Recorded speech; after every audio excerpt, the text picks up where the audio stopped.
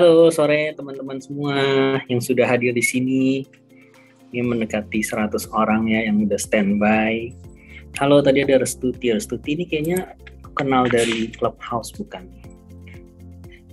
Halo, sore juga. Sore ke Pak Antoni Dirga, ke Bro Gary. Thank you waktunya sudah berkenan hadir di sini. Mungkin ini ya. Sore. Sore.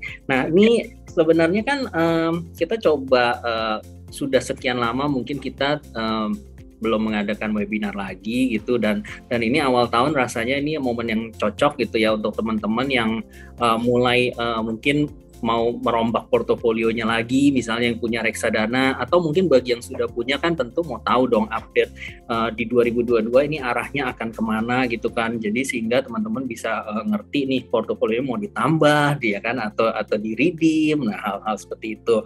Di sini spesifik ada satu hal yang menarik sih teman-teman, karena nanti kita akan coba ngomongin satu produk ya. Produk ini reksadana campuran Bastra nih. Mungkin banyak dari kalian yang juga sudah kenal gitu. Tapi kenapa menariknya nanti kita akan bahas lebih jauh dengan Pak Antoni dan Bro Gary juga ya.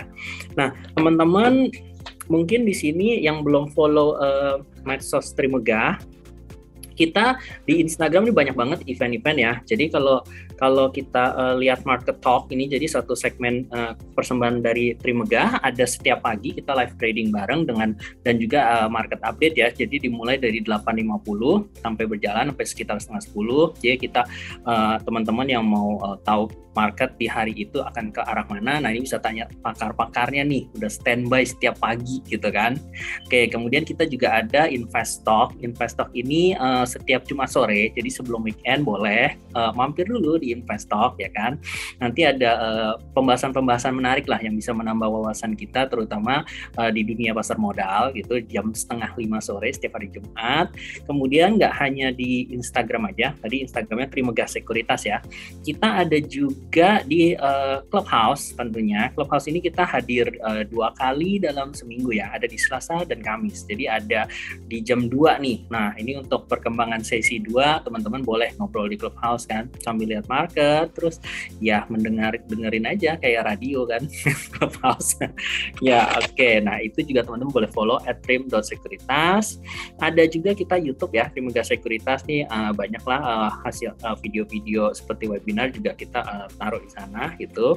Facebook Trimegah Sekuritas juga teman-teman boleh follow, dan selain banyak konten edukasinya itu sebenarnya juga kita sering banyak kuis ya di situ. Jadi teman-teman tuh boleh tuh mau nambah modal-modal untuk investasi, siapa tahu ikut kuisnya dapat hadiah kan, lumayan nambahin modal investasi ya.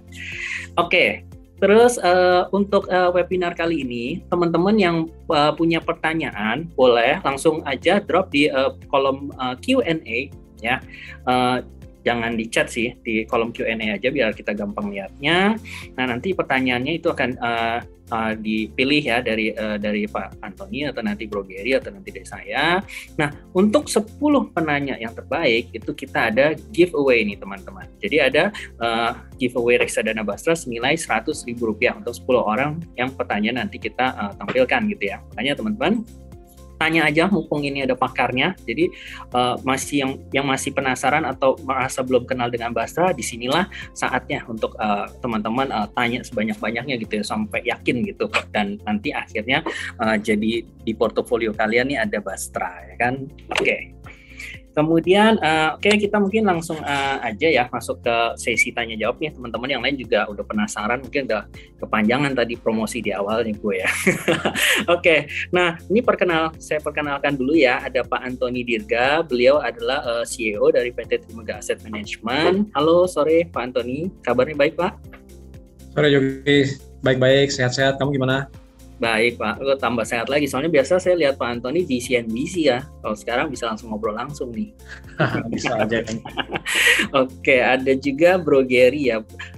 Panggilannya Gary ya, tapi nama lengkapnya Augustinus Gerald Windu. Beliau adalah fund manager dari produk kesayangan kita nih, reksadana campuran Bastra. Dan mungkin ada beberapa produk lain juga sih yang dikelola oleh Gary. Gimana Bro Gary kabarnya? Sore, baik-baik lah kita di sini. Yogi gimana di sana?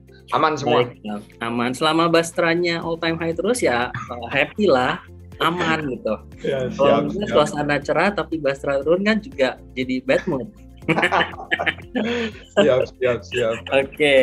Oke, aku langsung ke Pak Antoni aja. Ini sesuai judulnya nih, Pak Antoni. Kan cetak kinerja di atas 20% 2 tahun berturut-turut gitu. Sebenarnya bagaimana outlook Basra? Nah, ini kan saya mungkin yang kayak relate ke trader di saham gitu ya Pak Antoni ya. Kayak saya kan tahun 2019 lihat market flat, 2020 jeblok gitu karena pandemi kan.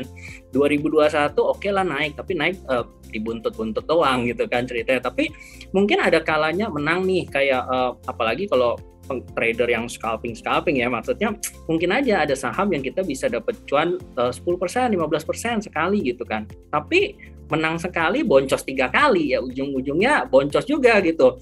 Karena gimana ya psikologi ya, udah naik dijual naik lagi FOMO, beli lagi di atas, ujung-ujung malah ke bawah ambrol gitu kan.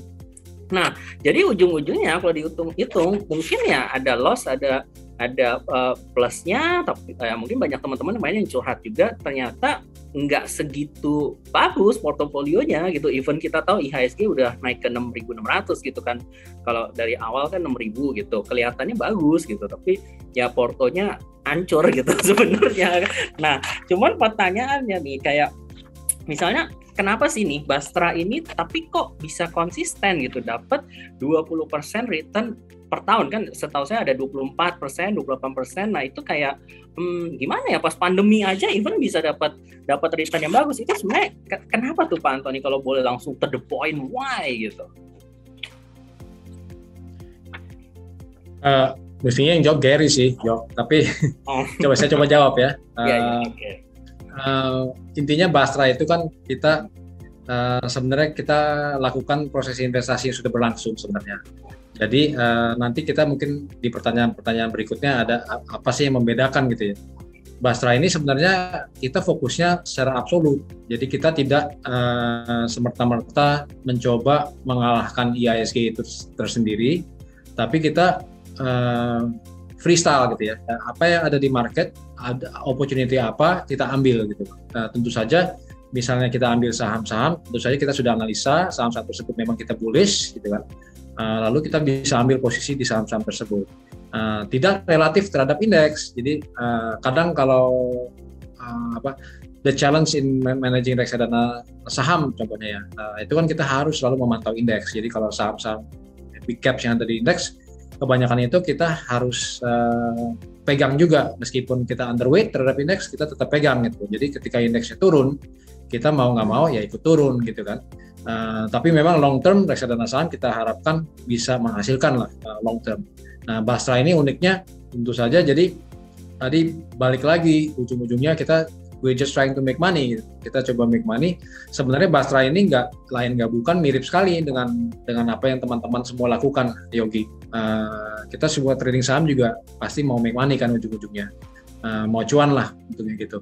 Nah kita lakukan proses investasi kita, lalu dikelola dengan style yang cukup fleksibel gitu ya. Kita hanya membeli saham atau obligasi ketika kita yakin bahwa itu akan menghasilkan. Itu sih kalau jawaban singkatnya ya. Oke, nanti bisa dielaborasi lebih panjang. Jadi nggak setuju dong ya kalau dibilang ini return 20% cuman hoki semata, keberuntungan atau kebetulan lah ya, karena ternyata ada prosesnya gitu ya. Kalau trader saham kan cuma kadang ikut-ikutan, kata beli saham ini atau ya lihat yang spike rame main. Kalau ini tentu dikelola oleh profesionalnya. Tadi salah satunya ada Bro Gary gitu ya. Nah, pertanyaan lainnya nih yang membuat aku penasaran juga. Sebenarnya kayak 20% kan kalau mungkin trader tuh oke lah ya. Maksudnya itu satu saham dapat 20% tuh cuan. Kalau di reksadana ini dengan pencapaian 20% per tahun ini konsisten, itu sebenarnya good numbers atau enggak sih Pak Antoni? Oh, it's very good numbers, Yogi. Very good numbers. Karena jangan lupa ya, kita kadang-kadang kalau kita pribadi ngobrol-ngobrol dengan teman ya gitu, ada yang ngobrol, saya udah cuan nih, udah untung nih 30%, 40% gitu ya. Tapi mereka tidak pernah menceritakan apa yang terjadi dengan beberapa saham lagi yang nyangkut gitu kan. Nah ini kan kalau reksadana semua fair ya, sudah dihitung returnnya dan saham-saham yang ada di situ semua kan dikelola, disimpan oleh bank kastodi ya, dan di situ dihitung semua, diperhitungkan semua, ada yang untung, ada yang rugi gitu kan. Nah ini kan NAB yang sudah naik 20% lebih ini sudah keseluruhan. Jadi bukan hanya saham-saham tertentu kita yang untung 30%, tapi ada yang boncos di tempat lain gitu. Ini semua secara keseluruhan portofolio untung di atas 20%. Jadi menurut saya sih kinerja yang sangat baik. Oke, berarti itu udah winning rate-nya udah pokoknya all in dapat 20% gitu. Jadi benar juga sih tadi, kalau kita suka pamer cuannya, yang boncolnya nggak disebut ya. Ujung-ujungnya kan nggak tahu berapa cuannya ya. Oke. Nah, balik lagi ke produk yang kita mau bahas ini ya, reksadana campuran Bastra ini. Nah, cuman sebelum kita bahas Bastranya, Pak Antoni, mungkin aku mau agak melebar nih bagi teman-teman yang belum terlalu familiar dengan reksadana campuran. Itu sebenarnya reksadana campuran kan kalau kita lihat di market, size-nya itu kan cuma sekitar 5% nih dari total portofolio ya. Kayak bertahun-tahun agak flat lah gitu ini dana kelolaannya. Ini sebenarnya apa ya yang membuat reksadana campuran mungkin nggak terlalu dibikin gitu, nggak dibuat produk-produk baru gitu. Tapi Pak Antoni gitu dengan Trimegah Assets justru memulai gitu, maksudnya menggembar-gemborkan Bastra yang which is reksadana campuran gitu Pak. Betul. It's a very good question sih, Yo. Jadi ada historisnya ya. Sebenarnya reksadana campuran itu tidak terlalu populer lah ya selama ini, atau boleh dibilang popularitasnya berkurang ya dari tahun ke tahun. Karena dengan tingkat edukasi yang semakin tinggi dari para teman-teman investor, sobat investor juga, dan juga mungkin investor-investor institusi, mereka merasa reksadana campuran gitu kan. Kalau pertama dengar ya reksadana campuran, ngapain reksadana campuran? Saya bisa aja mengelola sendiri. Saya beli saja reksadana saham berapa, misalnya 50%. Kemudian saya juga beli reksadana obligasi 30% dan sisanya reksadana pasar uang gitu kan. Kita nyampur sendiri gitu kan. Kalau bisa dipilah-pilah dan dicampur sendiri, ngapain kita kasihkan tugas ini ke manajer investasi? Nah, view atau pandangan seperti itu selama bertahun-tahun orang melihat ke arah situ dan akhirnya tidak terlalu laku lah di pasaran ya, reksadana campuran. Itu yang menyebabkan reksadana campuran ini kecil porsinya di industri kita. Nanti saya ceritakan sebenarnya kalau Bastra itu bukan semerta-merta reksadana campuran. Driver utamanya adalah kita mau mengelola suatu reksadana yang intinya kita maunya we trying to make money consistently. Kita mau menghasilkan return yang cukup konsisten. Ini bukan janji ya teman-teman ya. Kita nggak menjanjikan kinerja bagaimana, terbukti so far sih we've been doing well gitu ya. Kita tidak ini disclaimer lah ya. Kita lakukan proses kita, hasilnya cukup baik selama ini. Nah, jadi tujuannya Bastra itu kita mau mencari return yang sifatnya absolut. Kita nggak mau dibanding-bandingkan dengan indeks, tapi kita coba bandingkan dengan deposito plus 5% misalnya gitu kan. Nah, ketika dibandingkan dengan deposito plus 5%, drivernya atau motivasi kita tentu saja berbeda dengan kalau misalnya benchmark kita adalah IHSG, gitu. Sangat berbeda. Jadi, fokusnya satu, we trying to make money, fokus ke situ aja gitu. Nah, untuk make money dengan optimal, yang optimum itu ternyata batasannya harus fleksibel. Nah, ketika kita lihat antara reksadana campuran, reksadana saham, reksadana obligasi, batasan atau constraint yang paling fleksibel adalah batasan dari reksadana campuran. Nah, maka terjadilah Bastra ini kita mengambil format reksadana campuran. Jadi tujuannya dibalik Yogi. Jadi bukan semerta-merta Bastra ini sebenarnya reksadana campuran, tapi reksadana yang tujuannya apa ya? Motivasi kita adalah trying to make money, dan kita decide melalui proses kita ternyata yang lebih efisien formatnya adalah reksadana campuran. Makanya kita luncurkanlah reksadana campuran Bastra ini. Oke, berarti mungkin bagi teman-teman yang agak belum tahu gitu bedanya reksadana campuran dengan reksadana saham gitu ya. Kalau reksadana saham itu kan minimum 80% itu harus dalam bentuk saham. Sisanya dalam bentuk pasar uang atau obligasi gitu kan. Tapi kalau reksadana campuran di mana ini MI-nya atau fund manager-nya bisa menaikkan porsinya itu bisa sampai 79%, baik itu di saham ataupun nanti ubah ke obligasi atau nanti ubah ke pasar uang maksimum 79%, dan itu yang dilihat tadi dari teman-teman Trimegah Asset itu salah satu cara yang fleksibel ya untuk adjust asetnya mungkin disesuaikan dengan kondisi pasar nanti misalnya ya. Oke, nah tapi terus gimana Pak Antoni? Betul sekali itu. Oh betul, oke. Untuk nggak mau jelaskan dengan lebih lugas, saya udah mengasumsikan teman-teman tahu. Oh ya, karena saya bodoh Pak, jadi saya mencoba untuk menjelaskan lagi gitu biar saya ingat juga nggak lupa gitu ya. Oke, nah tapi kalau kayak gitu ya, ini tadi kan bilang yang Pak Antoni sebut mungkin menjual dengan angle tadi orang bisa berapa persen bikin sendiri aja membuat reksadana campuran akhirnya nggak laku gitu. Sebenarnya nggak lakunya apa bukan karena returnnya juga Pak? Bagaimana maksudnya secara kinerja tuh yang udah ada selama ini ya, maksudnya apakah memang juga tidak memuaskan sehingga membuat reksadana campuran itu tidak laku atau gimana tuh? Betul Yogi. Jadi tadi seperti kamu katakan, saya katakan tadi kan orang bisa mencampur sendiri gitu ya. Jadi seperti ada bahan-bahan mentahnya gitu ya, terus mereka akan memasak sendiri. Nah yang terjadi selama ini biasanya reksadana campuran returnnya ya di antara return reksadana saham dan reksadana obligasi dan pasar uang gitu. Karena ujung-ujungnya ketika fund manager menjalankan reksadana campuran, memang selama ini yang terjadi ya, standar practice yang terjadi di pasar itu reksadana campuran ini ada beberapa standar kan ya. Ada yang misalnya kita katakan yang agresif gitu ya, berarti porsi sahamnya lebih besar gitu kan. Sedangkan yang konservatif porsi sahamnya lebih kecil. Nah, yang terjadi di pasar terjadilah jadi reksadana campuran ini kalau kita lihat dari tahun ke tahun returnnya ya nggak jauh-jauh, ada boundary-nya gitu ya. Yang setinggi-tingginya ya ketika market bullish ya biasanya tidak lebih tinggi dari return reksadana saham. Karena itu tadi reksadana saham kan ketika indeksnya bullish ya, misalnya indeks naik 25%, reksadana saham didikte harus memiliki saham paling minimal 80%. Jadi mau nggak mau, suka nggak suka harus punya saham 80%. Ketika marketnya bullish, naik kan reksadana saham, jadi akan melonjak kinerjanya. Sedangkan ketika itu obligasi misalnya returnnya berapa? Reksadana saham misalnya 25%, obligasi misalnya saya kasih contoh 9% gitu ya. Reksadana campuran biasanya ya di antara dua itu, antara 9 sampai 25% returnnya. Karena apapun itu biasanya manajer investasi itu cenderung cukup statis ya, alokasi antara saham dan obligasi dan pasar uang gitu.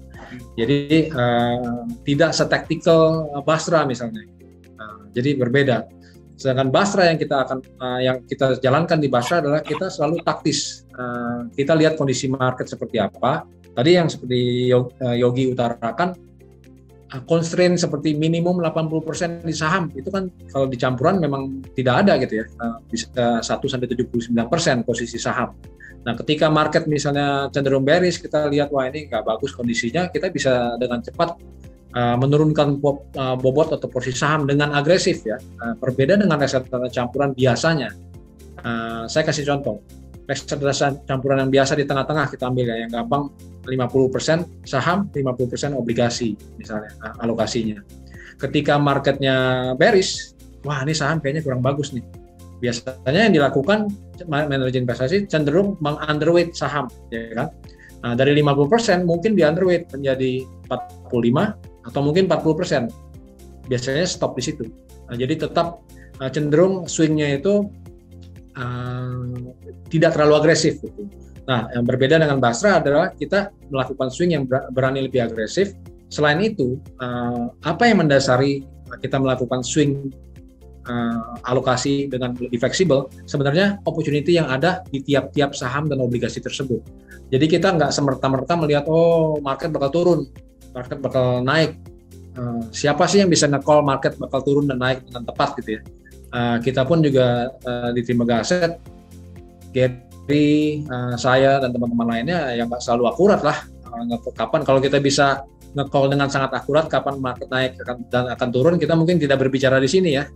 Kita kelola aja uang sendiri dan hasilnya pasti super gitu kan.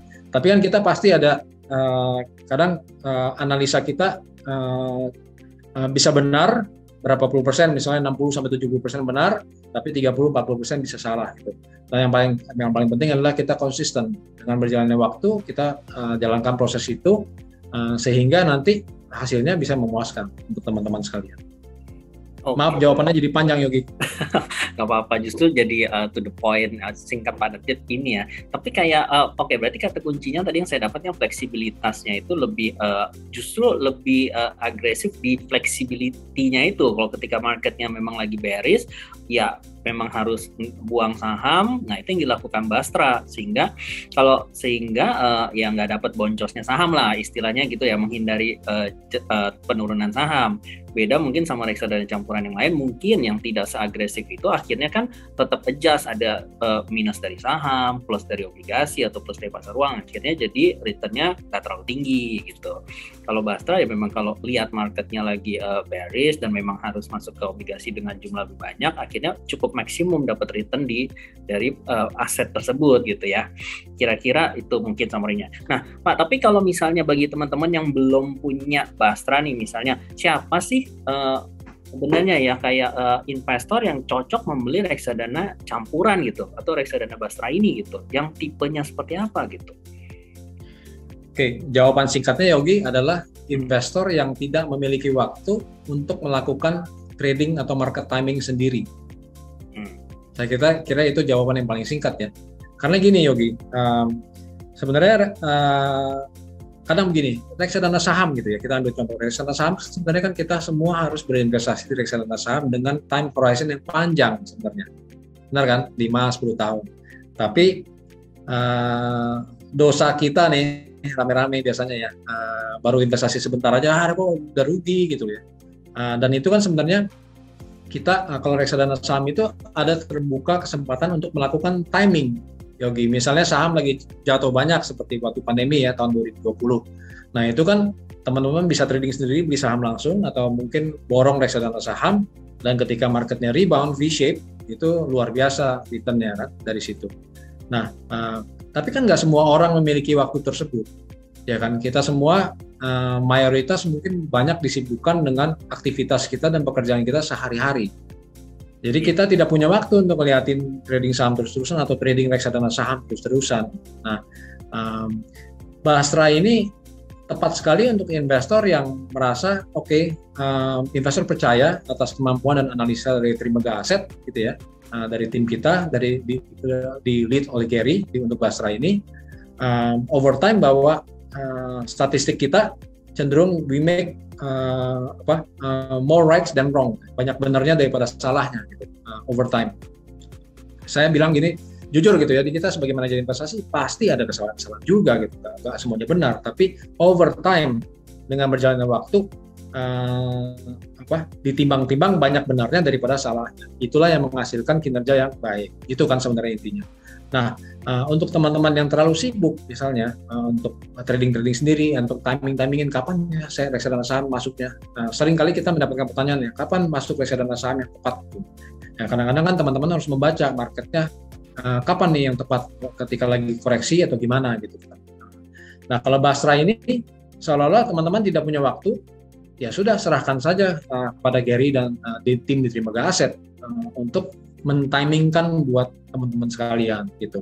Karena mata kita selalu terbuka, kita selalu melihat market boleh saja gonjang-ganjing, naik turun, tapi kita selalu pantau kalau ada opportunity atau kesempatan yang menarik untuk saham-saham ini, valuasinya menarik, momentumnya pas, itulah saat yang tepat untuk ambil, kita akan ambil di Bastra. Nah, jadi teman-teman bisa bekerjaan aktivitas dengan normal gitu, nggak usah terlalu memperhatikan reksadananya. Mungkin seperti itu jawabannya, Yogi. Oke. Berarti ini ya, yang saya tangkap juga, saya jadi berpikir ada satu poin nih. Kalau misalnya membeli reksadana kan berarti yang kita lihat NAB-nya ya gitu ya kayak.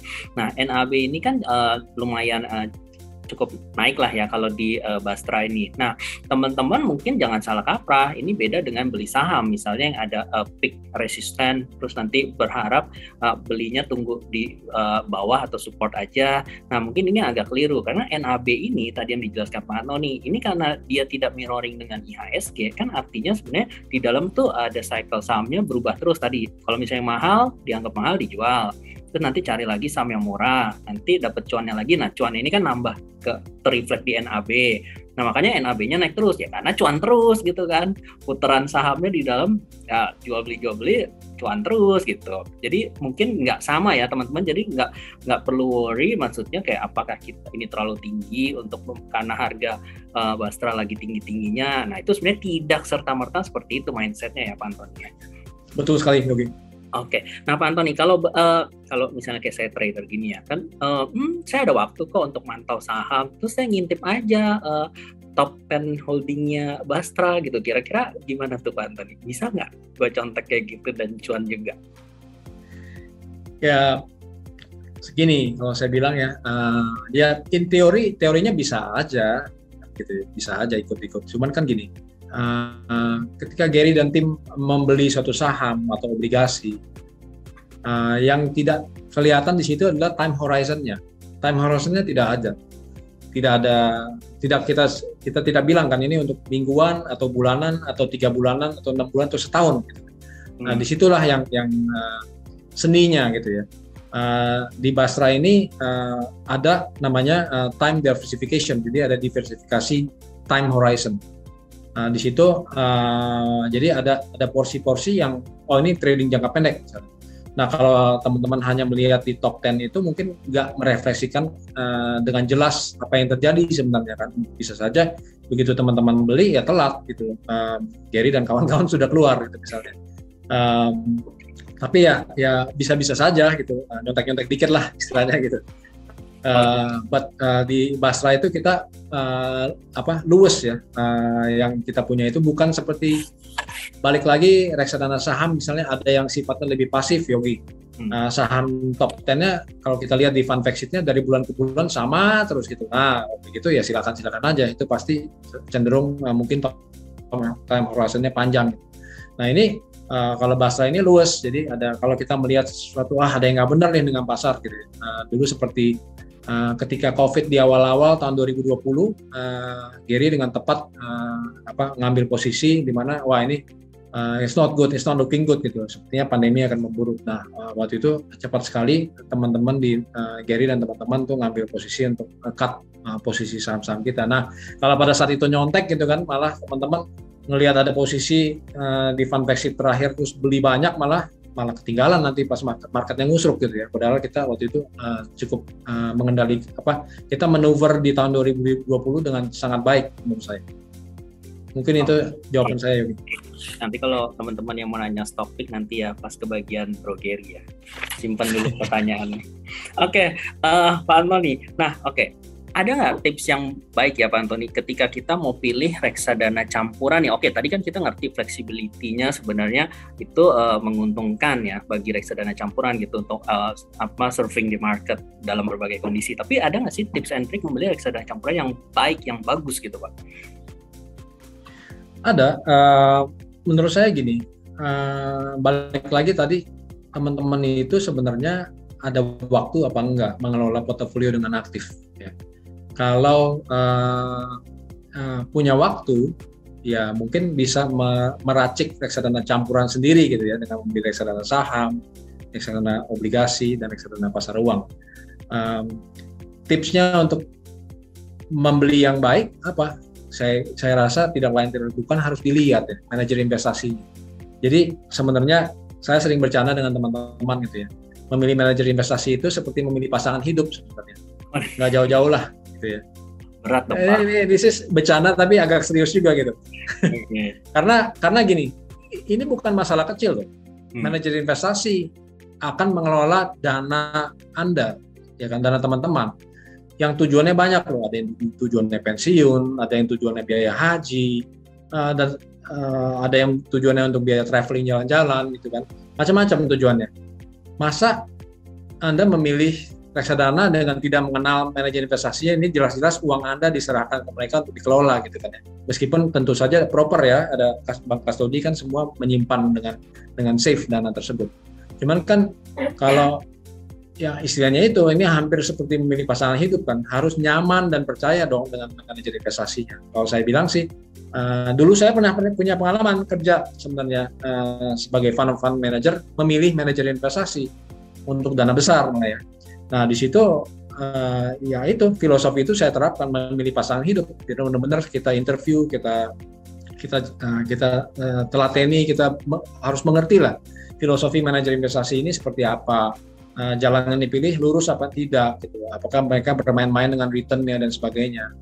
Saya kira itu perlu teman-teman telah di due diligence dengan baik lah untuk memilih manajer investasinya. Dari situ baru lihat, produk ini tepat apa tidak, apa campuran ini ada kok porsinya di portofolio saya gitu, karena saya memang nggak mau terlalu aktif gitu, baru bisa dipilih. Menurut saya seperti itu, Yogi. Oke, nah ini makanya teman-teman di sini kan untuk mengenal lebih dekat dengan MI-nya, manajer investasi, makanya Pak Antoni, Bro Gary gitu juga hadir gitu ya di webinar ini, dan juga sering beberapa kali kan kita clubhouse bareng gitu ya, ada Pak Antoni juga, ada Bro Gary juga. Nah itu biar teman-teman makin kenal nih dengan Trimegah Asset Management, dan juga mungkin untuk perkembangan produk-produknya. Thank you banget sih, teman-teman juga harus rajin-rajin hadir gitu ya, karena kita bukan artinya kita beli reksadana sebenarnya kita diemin karena itu kan tanggung jawab fund manajernya, bukan, tapi kan intinya kita tetap mesti care dengan portofolio kita kan itu duit kita sebenarnya, jadi kita harus tahu perkembangannya bagaimana gitu. Jadi teman-teman ingat ya, jadi tetap harus pantengin kita punya medsos nih, makanya selalu karena sering ada acara-acara seperti ini. Oke Pak Antoni, mungkin ini sebelum nanti ke sesi Bro Gary ya, ini pertanyaan terakhir nih Pak Antoni. Kayak sebenarnya tadi kan Pak Antoni udah sebut benchmarknya Bastra ini adalah deposito plus 5% ya Pak ya. Itu why sih, kenapa begitu gitu? Kenapa nggak deposito plus 25% Pak? Misalnya. Halnya loh Pak. Nah itu justru itu deposito plus 5% itulah game changernya kalau saya bilang. Jadi seorang fund manager seperti Gary atau teman-teman yang lain di Trimegah Asset, ketika simple seperti ini, mungkin seperti ini, jika kita seorang pegawai bank gitu ya, pegawai bank diberikan KPI untuk jualan, kalau kamu jualan produk deposito misalnya gitu kan, kamu mendapatkan nilai sekian banyak, dan deposito jelas misalnya KPI-nya 80% dari situ gitu kan. Sedangkan loan yang mestinya lebih bagus ya, loan malah dikasihkan KPI nilainya hanya 20%. Ya orang akan cenderung jualan deposito. Iya kan? Kalau apapun itu mereka akan mengikuti KPI. Nah, sama aja seperti dalam mengelola reksadana ini, ketika benchmark yang kita jadikan bukan lagi IHSG ya, benchmarknya adalah deposito plus 5%. Nah, kira-kira teman-teman bisa bayangkan nggak apa yang terjadi di kepala seorang fund manager ketika benchmarknya adalah deposito plus 5%. Kita lihat karakteristik dari benchmark tersebut ya, deposito plus 5% berarti tiap tahun selalu positif kan? Benar nggak Yogi? Iya, betul Pak. Nah, tiap tahun selalu positif. Kita bagi 12 tiap bulan juga berarti harus positif. Berarti apapun barang, instrumen, saham, obligasi, pasar uang yang saya investasikan di portofolio untuk Bastra ini, tujuannya saya ujung-ujungnya harus mengalahkan sesuatu yang positif dan nggak rendah lagi, deposito plus 5% yang nggak rendah gitu.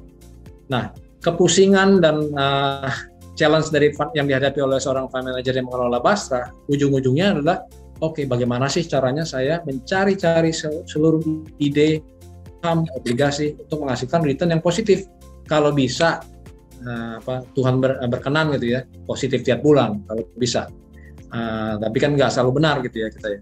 Nah, itulah yang saya bilang itu game changer-nya justru. Ketika benchmark-nya kita ubah menjadi deposito plus 5%, seorang fund manajernya tentu saja motivasinya akan berubah karena dia akan berupaya dengan segala cara untuk mengalahkan benchmark tersebut yang selalu positif. Nah, tadi bayangkan kalau kita tarik lagi, kalau benchmarknya IHSG berbeda loh. IHSG itu kadang-kadang bisa negatif ketika bearish. Nah, ketika kita istilahnya harus mengalahkan IHSG seolah-olah adalah mobil balap di depan kita ya, kita membuntuti di belakang. Kita harus menyesuaikan kecepatan kita dengan mobil di depan ini, kita mau kalahkan, kita mau salib gitu kan. Tapi pasti kecepatannya itu selalu kurang lebih seiring dan seirama dengan IHSG. Tadi reksadana saham misalnya minimum 80% kan, kita harus pegang saham itu mau nggak mau. Nah, ketika indeks saham ngusruk gitu ya, jatuh, atau dalam istilah mobil balap tadi, mobil di depannya ini crash gitu, nabrak. Ya mungkin kita karena mengintai di belakang dengan sangat-sangat ketat bisa ikutan tabrak. Berbeda dengan tadi istilah kalau saya analogikan mobil balap, Bastra itu mungkin yang penting kita mengalahkan berapa, misalnya kecepatannya harus di atas 60 km per jam. Ya, kita cari yang aman aja, yang penting dalam jangka panjang kita bisa mengalahkan 60 km per jam kecepatan kita. Ya sudah, setiap ada belokan-belokan kita akan lebih hati-hati. Jangan sampai mobil kita crash, kalau crash malah parah kan, harus dibetulkan kecelakaan dan sebagainya. Kurang lebih seperti itu, Yogi. Masuk akal jawaban saya? Oke, berarti ini kan tapi jadi PR beratnya Bro Gary ya. Cuman, ini gue langsung mau nyambung ke Bro Gary dulu nih. Kalau Pak Antoni bilang tadi, aman-aman. Kalau misalnya udah achieve target deposito plus 5% itu apa artinya Bro Gary malas-malesan gitu? Karena udah achieve gitu kan, udah nyampe misalnya 10%, udahlah santai dulu. Atau gimana nih? Ini perjanjian dengan Pak Antoni gimana nih Bro Gary nih? Ya, oke. Pertanyaannya menarik ya. Tapi itu kita pernah mengalaminya beberapa kali ya. Kayak misalnya di tahun 2020, sebaiknya mungkin gue share screen kali ya, biar lebih jelas ya. Wah, ini serius nih. Nggak akan bisa dilihat jadinya ininya kan, apa namanya datanya bisa kelihatan gitu kan. Oke, berdasarkan data ya bro ya ini. Jadi ini kalau kita kasih contoh aja lah ya, waktu itu kita pernah mengalami ini tahun 2020 nih. Waktu itu kita kan marketnya turun ya, ini GCI atau IISG nih yang abu-abu.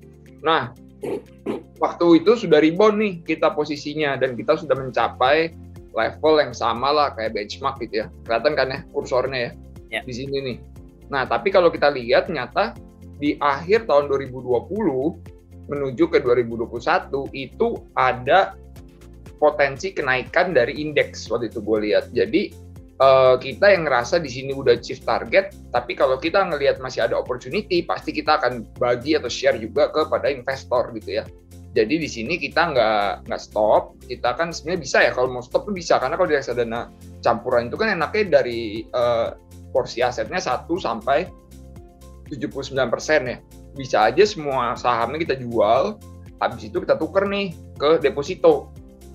Dan sisanya misalnya obligasi korporasi gitu kan. Nah jadinya kan tuh udah full, nggak ada volatility lah, volatility rendah gitu ya.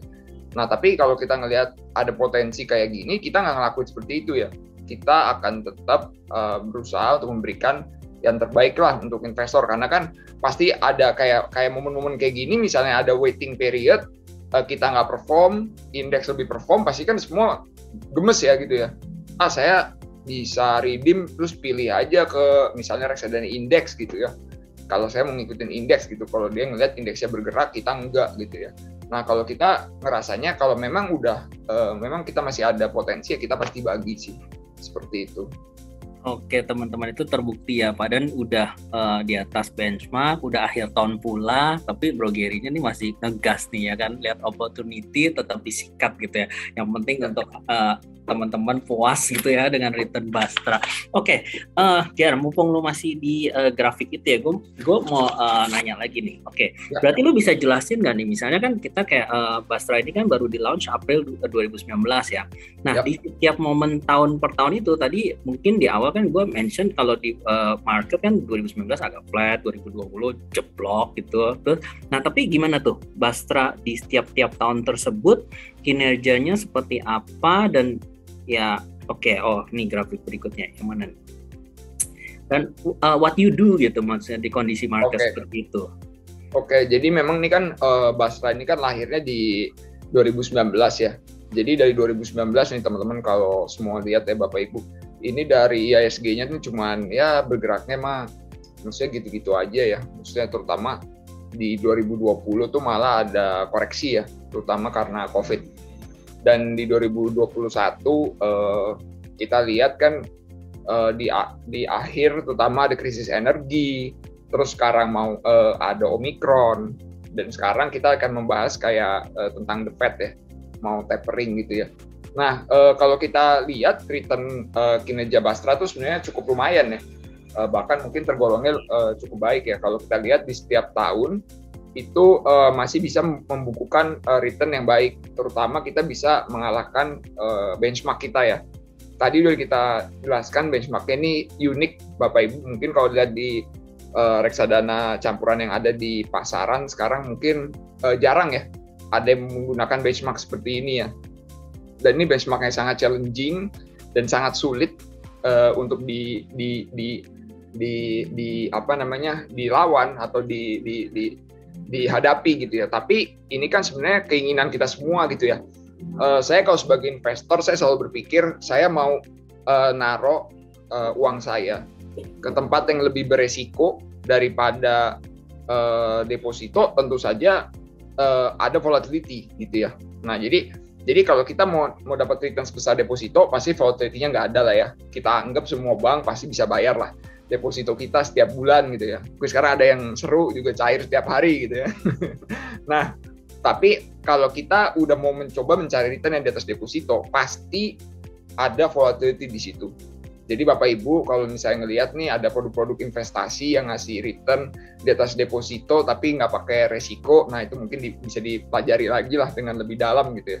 Karena harusnya semua aset investasi yang di atas return deposito itu ada volatility-nya seperti itu.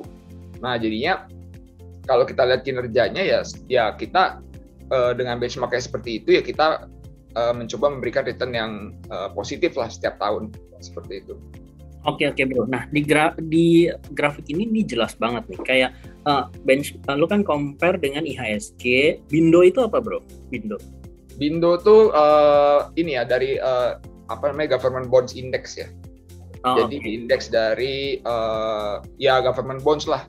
Ada Sun gitu ya. Jadi ntar mereka sekitar durasinya disesuaikan lah gitu ya. Nanti akan kita bisa kasih lah durasinya seberapa gitu ya. Nah ini kan memang kinerjanya bagus ya, obligasi ya. Udah berapa tahun nih? 19, 20, 21 lumayan lah ya. Mungkin 21 kalah sama IHSG, tapi dari 19 sama 2020 karena inflasinya rendah kita obligasi itu memang menarik sih. Dan kita ya waktu launching 2019 selalu lah ya kalau investor kan pasti ingin dibandingin gitu ya. Bandingin sama apa gitu ya. Mungkin waktu itu kita, Pak, saya mendingan ambil obligasi, Pak. Obligasi sekarang returnnya dari kupon plus apresiasinya bisa sampai segitu gitu ya. Ya kita tampilkan aja gitu. Maksudnya kita ikut tampilkan, jadi perbandingannya hampir ada di semua aset kelas lah gitu. Ya, justru ini semakin meyakinkan nih karena seperti filosofinya absolute return ini jelas terbukti gitu kan di 3 tahun perjalanannya ini rata-rata positif dan juga di atas benchmark yang ditampilkan nih. Dan tapi yang menarik perhatian saya nih justru yang ketika 2019-2020 IHSG itu kan jeblok justru ya negatif. Ini 2020 terutama IHSG makin drop, Bastra makin naik. Nah, ini apa sih yang lu lakukan gitu, bro? Maksudnya, why IHSG justru drop banyak, lu malah cuan banyak gitu? Oke, justru kalau saya ngerasanya tahun 2021 tuh even lebih susah ya daripada 2020 ya. Kalau 2020 itu memang kita memulai tahun waktu itu tuh sebenarnya bullish ya di 2020 karena mau ada pemilu US kalau teman-teman ingat ya. Jadi kalau ada pemilu US, kita ngerasa presiden incumbent-nya tuh nggak mau ekonominya tuh hancur ataupun kenapa-napa gitu ya. Tapi ternyata kita ngelihat setelah 2 bulan itu ada potensi problem. Waktu itu kita ngelihat di China ada kota yang sudah di lockdown, Wuhan gitu ya. Dan kita waktu itu punya dari tim research kita ngelihat nih kira-kira impact-nya bisa besar nggak sih dari virus yang ada waktu itu. Nah, kita melakukan research lah waktu itu ya. Dan ternyata kita menemukan satu hal yang sangat penting yang bisa menurut kita ini game changer nih. Yaitu virus ini atau virus COVID ini dia bisa menyebar secara asimptomatik. Asimptomatik itu menyebar tanpa ada gejala ya. Jadi kita nggak ada gejala, tiba-tiba kita bisa nularin gitu. Nah itu kan jadinya susah gitu ya. Kalau misalnya virus-virus yang sebelumnya, kita pasti ada demam gitu ya. Kalau demam udah dipakein termogan, kelihatan nih demam kamu sekian gitu ya. Jadinya ya udah kamu nggak boleh kemana-mana gitu ya. Nggak boleh masuk mall, nggak boleh kemana-mana lah.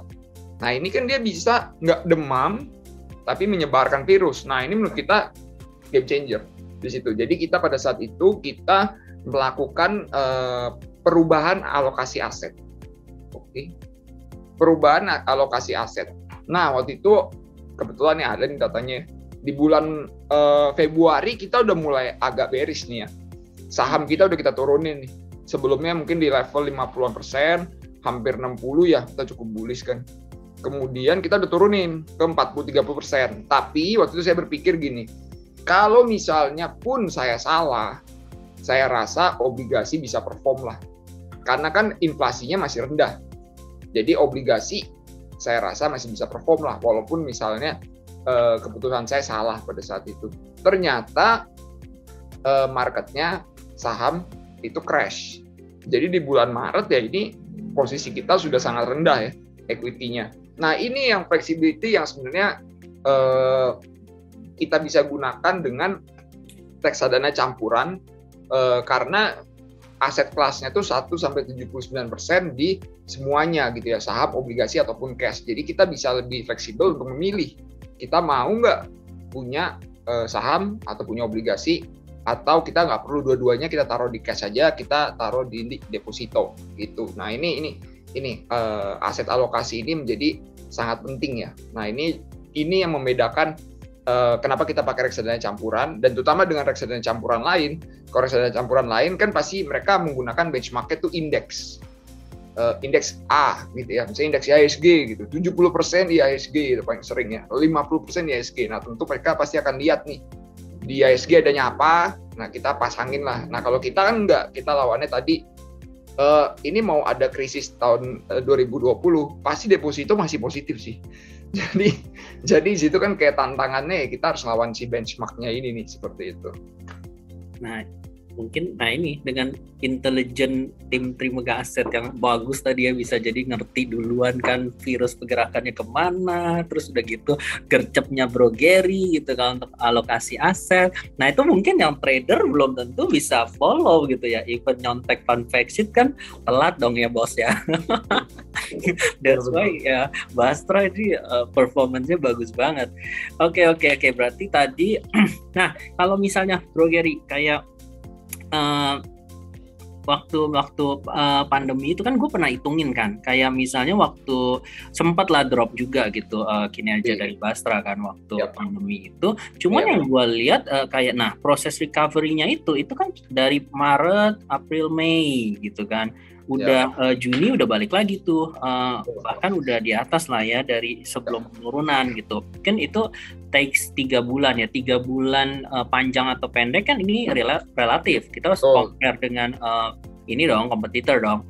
Nah si kompetitor nih beberapa yang gue cek gitu ya, ini mohon maaf aja gue memang suka compare. Nah kalau kompetitor itu butuh ternyata 9 bulan gitu bro, kayak 3 kali lebih lama gitu. Nah kalau misalnya boleh tahu nih bro, sebenarnya lu waktu itu akhirnya gimana sih masuk ketika recovery dengan waktu yang lebih cepat gitu, lu ngapain? Masuk lagi full all in di saham karena murah-murahnya atau gimana tuh? Oke, jadi waktu itu yang merubah keputusan kita seperti ini ya. Dari bulan Maret, April udah lihat equity-nya udah balik ke level sebelumnya. Nah, ini apa sih yang kita jadikan parameter waktu itu? Jadi di bulan Maret itu kan crash ya. Dan semua orang panik. Kalau crash itu semua orang panik. Kalau panik itu mereka mencoba menarik semua dana yang ada, mereka invest di pasar, mereka tarik mau jadiin cash. Nah, habis itu yang kita lihat, yang kita pantau itu adalah kita melihat the Fed sudah mulai masuk ke pasar dengan menstabilkan overnight rate. Nah, itu yang menjadi kunci waktu itu. Jadi, supaya liquidity di pasar itu baik, the Fed masuk. Karena kan kalau krisis kesehatan, harusnya yang berimpact kan mungkin kesehatan ya, maksudnya ya ada pasti ekonomi terdampak. Tapi kan ini kan kita jangan sampai krisis kesehatan ini menjadi krisis likuiditas, yaitu orang berlomba-lomba menarik semua dananya dari pasar gitu kan. Nah, itu menurut saya kuncinya waktu itu Fed ternyata mereka bergerak sangat cepat ya. Saya ingat waktu itu penurunannya itu nggak lama loh. Ini salah satu yang paling cepat ya, mungkin nggak nyampe sebulan loh waktu itu. Udah Maret tengah, Maret akhir tuh ya Fed-nya tuh udah mulai intervensi ke pasar. Nah, pada saat Fed intervensi ke pasar, kita believe liquidity-nya tuh bisa better ya. Dan waktu itu kita langsung memilih saham-saham yang sebenarnya diuntungkan karena ada pandemi. Jadi mohon maaf nih, pasti orang berpikir, wah masa pandemi ada yang diuntungin sih? Jawaban saya ada dan banyak waktu itu ya. Dan pilihan kita salah satunya yang kita paling suka waktu itu saya ingat telekomunikasi. Jadi teman-teman atau Bapak Ibu kebayang nggak sih kalau nggak ada pandemi belum tentu loh kita bisa ngobrol pakai Zoom ini. Kenapa? Karena mungkin belum ngetren gitu loh. Mungkin saya akan ngobrol sama Bapak Ibu di sebuah ballroom atau hall yang kita akan menjelaskan performance ABCD gitu ya. Kita belum tentu pakai Zoom gitu. Nah, itu kan salah satu hal-hal baru atau hal-hal yang akhirnya bisa mendapat keuntungan dari pandemi. Waktu itu kita pilihnya telekomunikasi ya. Jadi saham-saham telco tuh waktu itu di saat itu kita beli.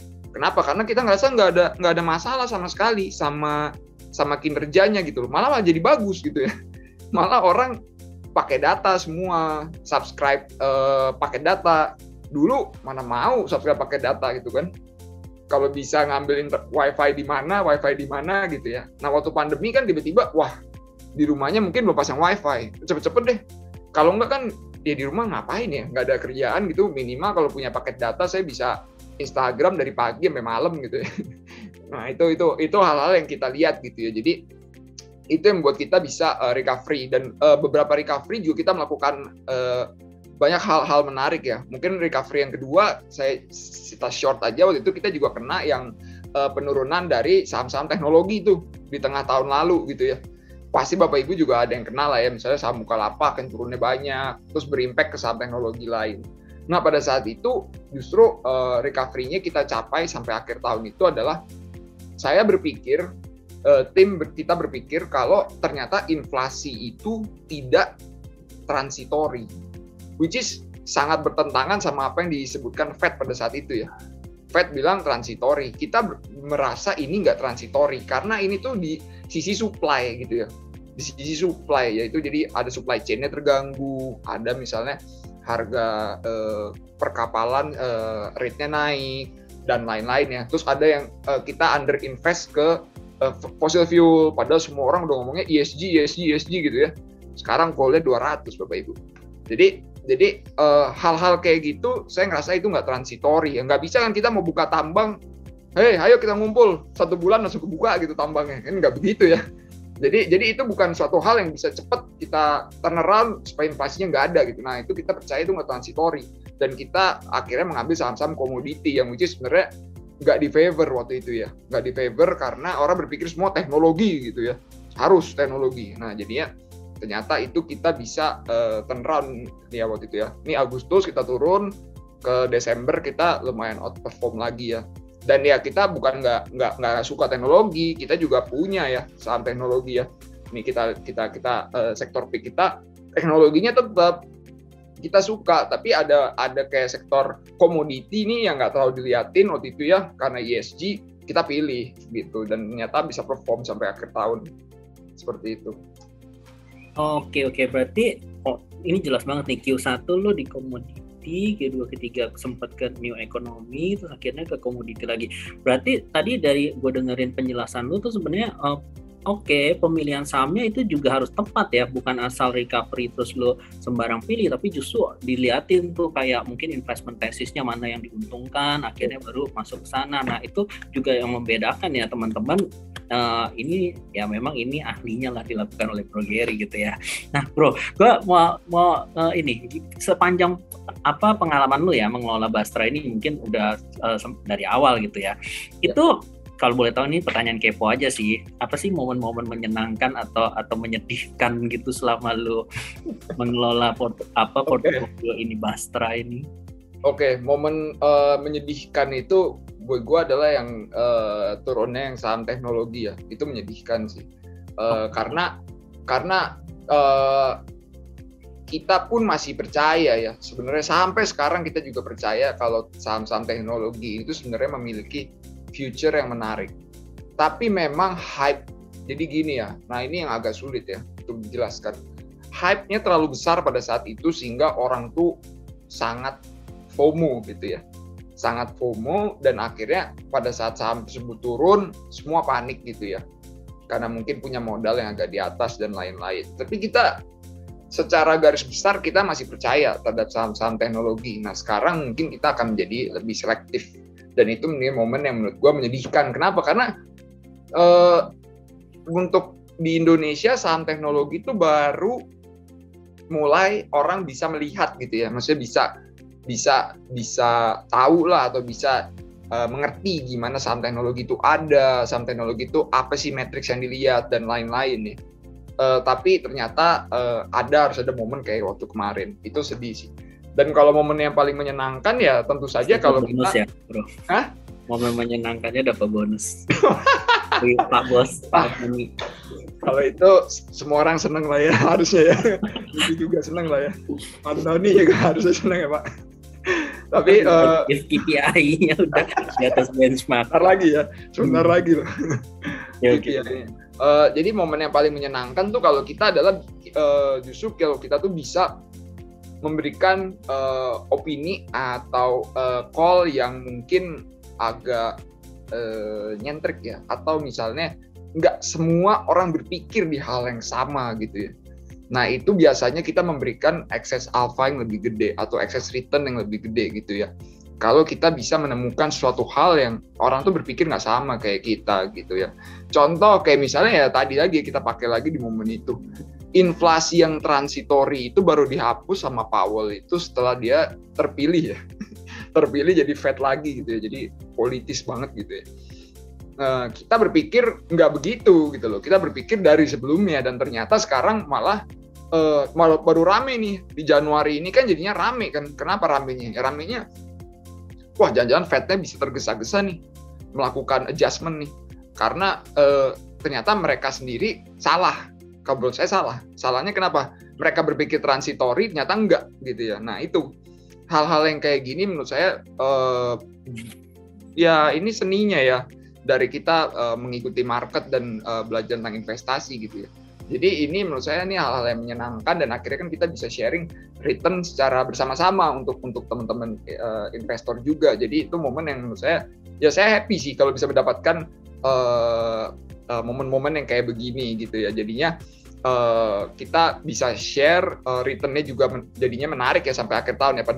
Padahal kalau waktu saham setelah new economy itu turun, kita mau neutralize posisi ya, kita nggak punya saham sama sekali, itu kita bisa lakukan karena kita sudah mencapai return 10% waktu itu. Saya ingat kita udah mencapai return 10% dan udah achieve dari KPI, tapi kita berhasil menemukan suatu hal yang baru dan menarik ya di 4Q itu dari yang krisis energi itu, dan kita lakukan lagi tuh ya seperti yang kita lakukan di 2020, kita ada extra return ya kita kasih gitu ya. Jadi mungkin di sini nih kelihatan nih waktu itu kita turun dan kemudian kita bisa rebound. Oke, nah tadi lu udah nyinggung-nyinggung tentang the Fed nih. Langsung aja nih kalau tadi kita ngomong apa yang lu lakukan di past gitu kan, di history. Nah, sebenarnya di 2022 apa yang akan lu lakukan? Maksudnya khususnya terhadap pengelolaan Bastra ya. Maksudnya apa sih yang lu perhatikan gitu di 2020 ini hal positifnya ini nih. Kalau ini terjadi kita bisa oke, bagus performanya. Kalau ini jelek terjadi performanya bisa negatif. Akhirnya lu harus ngapain gitu mitigasi resikonya nih. Itu boleh share nggak ke kita? Oke, jadi memang di 2022 ini kita awalnya kita start tahun dengan bullish ya. Kita start tahun dengan bullish, kita udah set index target, dan index target kita lumayan tinggi ya kita set. Kita pengennya base case-nya memang di 7.800 ya. Apalagi kalau sebenarnya kita pengennya juga tahun lalu tuh kita startnya dari 6.900 gitu ya. Indeks sudah ternyata kita kan start tahun itu di 6.000, I think 6.500, 6.600 lah.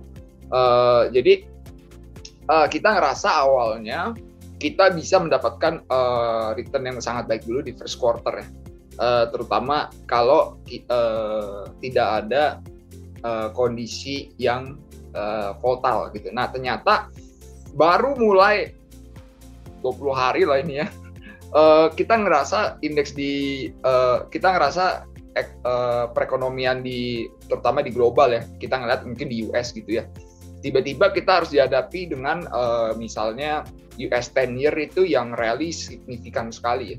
Dari kita start tahun di 1,5, sekarang udah 1,8, 1,9 gitu ya. Kalau yield rally itu berarti kan harganya turun, berarti bonds US itu mengalami pressure ya di sana ya. Nah, kenapa sih itu menjadi penting? Karena ini kan salah satu aset kelas yang benar-benar gede dan masif, dan biasanya orang tuh berpikir menggunakan bond yield untuk melakukan valuasi juga di saham gitu ya. Nah, makanya kalau kita lihat pasar saham kayak Nasdaq gitu ya, itu indeksnya udah turun lumayan tuh ya. Mungkin kalau saya nggak salah 5-10% udah kelihatannya. Turunnya udah lumayan gitu, dan itu menciptakan volatility. Oke, dengan ada volatility itu, kita kecenderungannya sekarang adalah kita mencoba mengganti sebagian isi dari portfolio kita. Pertama, kita melakukan take profit ya. Kan kita kan kalau teman-teman ngikutinnya baru Januari, memang rasanya kayak, oh Januari turun ya. Padahal kalau teman-teman ngikutinnya udah dari November dan Desember, itu kita udah memberikan return yang signifikan. Kalau kita lihat di sini kan juga kelihatan. Sorry. Di sini ya, nih November Desember nih signifikan nih. Kalau teman-teman bisa buka fund fact sheet, nanti kelihatan nih sekitar 2, sekian di November sama Desember sekitar 5% ya. Jadi pasti ada betting kita yang sudah perform dan kita melakukan take profit di situ gitu ya. Kita melakukan take profit. Jadi sebagian take profitnya mungkin baru terjadi di bulan Januari ini. Kenapa sih baru dilakukan Januari? Kenapa nggak kamu take profitnya dari Desember gitu ya? Ya Bapak Ibu, Desember kita juga pas mau New Year, kita nggak tahu tuh yieldnya dari 1,5 ke 1,9 20 hari. Nggak begitu sih. Kita di case kita tuh the Fed tuh akan menaikkan suku bunga 3 kali. Ya kita waktu itu kita ikut aja lah sama market. Waktu itu maunya 3 kali. Baru selesai tapering bulan Mei gitu ya, Maret atau Mei. Dan kita nggak dengar adanya mungkin mau shrinking balance sheet. Tiba-tiba kan itu semua mulai keluar gitu ya. Nah, jadi yang kita lakukan, kita take profit yang sudah cuan atau yang udah untung, dan kita membeli saham-saham yang big caps. Ya, kita ambil beberapa big caps. Kenapa? Karena kita ngelihat sendiri ya, indeks kita ternyata turunnya nggak turun malah nggak turun gitu ya. Hebat sih. Saya rasa indeksnya hebat sih, karena di luar itu turunnya udah signifikan gitu ya. Kita nggak turun dan lumayan hebat, dan saya ngerasa kalaupun kita misalnya nanti di luar rebound, saya ngerasa harusnya kita bisa rebound dari big caps, karena big caps itu udah sideways cukup panjang. Nah, tapi secara itu kan di first Q ya, kita berpikir first Q ini ada volatility lah. Tapi di full year kita ngerasa ekonomi di Indonesia tuh masih sangat baik, terutama kalau kita ngerasa nih misalnya commodity performance tuh masih kayak gini gitu ya, dan akhirnya kita masih punya trade surplus yang bisa terjaga terus gitu ya. Nah, ini yang membedakan mungkin kita dengan emerging market lain ya. Kalau emerging market lain tuh currency-nya udah cakak-cakan lah gitu ya. Kalau kita mungkin ini bisa membedakan karena kita ternyata komoditi andalan kita nih pada all time high loh gitu ya. Saya coal gitu all time high. Nikel mungkin belum all time high tapi 24.000 gitu ya.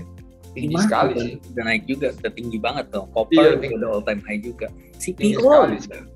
Iya. Ya kita salah satu negara yang diuntungkan ya bro ya dari kenaikan harga komoditi ya. Betul. Tapi ya itu memang volatility-nya ada. So kita memang kalau kayak gini kecenderungannya kita mengurangi betting yang illiquid dan sudah perform, kita ganti ke lebih liquid dan big caps dengan harapan big caps itu bisa perform kalau memang akhirnya secara country atau negara kita bisa re-rating dibandingin negara-negara lain yang mungkin, terutama kalau emerging market ya, mungkin banyak tuh yang terdampak tuh kalau lagi inflasi tinggi gitu ya, kayak Turki gitu ya, udah nggak tahu di mata uangnya itu udah berapa persen gitu melemah gitu ya. Nah kalau kita kan masih terjaga dan stabil dan sangat bagus ya. Nah jadi ini yang kita lakukan di 2022 terutama di quarter 1. Oke, Turki gue cuma ingatnya Kapadokia itu. Belum sempet loh, saking pandemi terus nih, gitu. Gak pengen ke sana sebenarnya. Pengen sana ya. Lo Mas Arisnya dong kalau dalam ini. Iya. Oke, bro. Nah, ini mungkin etis nggak etis nih pertanyaan gue nih ya. Mungkin pertanyaan terakhir sebelum kita masuk Q&A. Nah, kalau misalnya tadi lu punya skenario kan, IHSG 78, terus base boom case-nya 86. Nah, dengan asumsi pasar obligasi juga bisa ke 6%, 6,75, itu gimana proyeksi kinerja dari Bastra kalau memang kondisi-kondisi itu tercapai, asumsi-asumsi ini tercapai? Etis nggak nih gua tanya kayak gitu? Oke, jadi kalau ditanya kinerja dari Bastra, pasti yang kita akan coba adalah kita ngalahin benchmark ya. Jadi Bapak Ibu harus tahu kalau fund manager itu KPI-nya itu ngalahin benchmark. Itu udah KPI nomor 1 loh. Ini bentar lagi saya mau ngisi KPI gitu. Jadi yang saya selalu liatin benchmarknya gimana ya rata-rata ya. Oh, kalau saya menang benchmark udah saya tidurnya tenang lah. kalau nggak ngalahin benchmark tidurnya udah nggak tenang lah itu. Swing aja setiap hari gitu ya. Nah, jadi benchmarknya apa? Nah, itu penting. Jadi jangan lupa benchmarknya Bastra itu adalah deposito net Bloomberg plus 5%. Jadi bukan deposito pakai rate yang spesial rate Bapak Ibu ya. Mungkin Bapak Ibu dapat spesial rate dari bank mana gitu kan. Wah, tuh itu kan beda lah gitu ya. Ini pakai net di Bloomberg plus 5%. Tahun lalu kalau nggak salah sekitar 8%. Ya tahun ini kalau depositonya masih di level segini ya mungkin berarti saya harus ngalahin si 8% itu ya. Nah, itu menjadi target kita yang utama. Kita harus ngalahin itu dulu. Nanti perihal kalau udah kita ngalahin itu ada excess return atau enggak, nah itu kita nanti lihat lagi. Jadi kalau di momen-momen tertentu saya ngerasa, oh ini masih bisa kok, marketnya masih bisa perform, ya pasti kita akan share gitu ya. Kita akan coba tetap betting di beberapa nama-nama yang kita suka atau kita nyaman gitu. Tapi kalau kita ngerasa udah nggak ada excess return-nya dan cukup, ya kita mungkin akan ya udah cukup aja gitu ya, kita udah bisa ngalahin benchmark ya mungkin cukup gitu. Jadi ya target kita adalah benchmark kita itu ya. Jadi kita nggak pernah bilang target kita adalah setinggi-tingginya, itu kita nggak pernah bilang gitu, karena kita bukan reksadana saham, kita reksadana campuran, dan kita reksadana campurannya yang ada benchmarknya itu seperti itu. Jadi KPI saya adalah kita mengalahkan itu, dan moga-moga dengan segitu tuh mungkin Bapak Ibu bisa ngebandingin sama isi portfolio dari Bapak Ibu semua ya. Jadi ada nggak yang kemungkinannya tahun ini bisa mencapai segitu gitu ya. Jadi ntar bisa dilihat-lihat lah, bisa dibanding-bandingin. Kalau ternyata Bapak Ibu mungkin, oh ini ada porsi saya yang mungkin saya ngincernya sama lah kayak apa yang Basra incer gitu ya. Tapi kalau misalnya nanti akhirnya dapatnya lebih ya justru jauh lebih menyenangkan daripada dapatnya kurang gitu ya. Jadi itu yang kita targetin seperti itu. Oke, bro, bocoran dikit ya bro, saham-saham apa sih yang lagi lo sukai gitu sekarang? Oke, jadi kalau kita ngelihat di 3 bulan terakhir kan nama-namanya nggak terlalu berbeda ya di fund fact sheet ya. Ternyata di bulan Januari ini ada beberapa nama yang ternyata nggak perform lagi ya, atau udah kurang perform. Jadi kita harus lakukan take profit tuh di beberapa nama. Tapi fokus kita adalah jangan lupa Bapak Ibu di bulan first Q ini harusnya kita ada IPO yang besar sekali juga ya. Ada IPO Goto harusnya ya di first Q. Moga-moga nggak delay sampai second Q ya. Kalau di first Q ada IPO Goto, harusnya kita masih ngerasa beberapa saham yang sejalan dengan ekosistemnya itu masih bisa perform gitu ya. Kemudian tentu saja kita suka saham komoditi sih. Nggak tahu pelaku pasar yang lain akhirnya ikut atau nggak ikut, tapi kita masih menyukai saham komoditi. Awalnya saya sangat menyukai coal untuk sampai winter period gitu ya. Ternyata sekarang nikel juga inventory-nya udah di squeeze out ya. Jadi inventory di LME itu udah rendah sekali ya. Mungkin terendah dalam berapa tahun lah, saya pernah baca tapi saya lupa berapa tahunnya. Nah itu saya suka gitu ya. Saham nickel related ya mungkin udah lama nggak diliatin, pun yang sekarang masih on track gitu kita lihat lagi lah gitu ya. Jadi 2 itu yang paling utama ya. Saya tadi ada new ekonominya masih suka, commodity juga masih suka, mungkin ditambah yang big cap-nya tadi banking saya suka ya. Big cap banks tuh saya suka. Yang lain kita kecenderungannya kita mungkin lebih stock picking. Jadi nggak lihat sektornya tapi lebih stock picking di nama-nama lain yang mungkin nama tersebut bisa outperform sendiri dibandingin sektornya gitu ya. Mungkin kan suka ada seperti itu ya. Tapi itu kita masih lihat-lihat lah kecenderungannya. Seperti itu. Jadi kita 3 itu tadi yang masih jadi utama. Oke, ya, teman-teman udah dapat gambaran ya kira-kira untuk saat ini. Mungkin nanti bisa berubah lagi tergantung kondisi makro ya bro ya. Makanya sering-sering ikut Clubhouse atau Instagram live kita nanti ya. Mungkin siapa tahu ada Bro Gary atau Pak Antoni nongol lagi gitu kan. Ya. Oke, nah ini kita langsung ya mau masuk ke Q&A session. Oh iya teman-teman, nah sebelum kita ke Q&A ya, ini gue lupa nih, ini ada kabar gembira sebenarnya Bro Gary, Pak Antoni. Kita ada client competition, nah ini khususnya bagi teman-teman nih yang mau nambah Bastra atau yang belum punya Bastra, ini sangat dimanjakan. Kenapa? Ada hadiah ini loh, undian ini loh, grand prize 1 iPhone 13 Pro. Teman-teman tuh yang bilang handphonenya lemot-lemot, nah ini chance untuk top up Bastra nih lewat aplikasi Trima, nanti kan langsung ada chance untuk mendapatkan 1 iPhone 13 dan juga voucher GoPay 1 juta rupiah untuk 25 orang ya. Nah caranya gimana? Caranya gampang, Bastra minimal 25 juta rupiah. Ini setiap kelipatan 25 juta rupiah akan dapat 1 nomor undian. Nomor undiannya nanti bisa berlaku kelipatan, dikumpulkan, nanti pada akhir periode akan dilakukan pengundian gitu ya. Jadi semakin banyak teman-teman top up, semakin banyak kesempatan untuk memenangkan hadiah tersebut. Hadiahnya juga lumayan lah ya. Bisa berapa orang, berarti kan 26 orang tadi ya yang berkesempatan kan.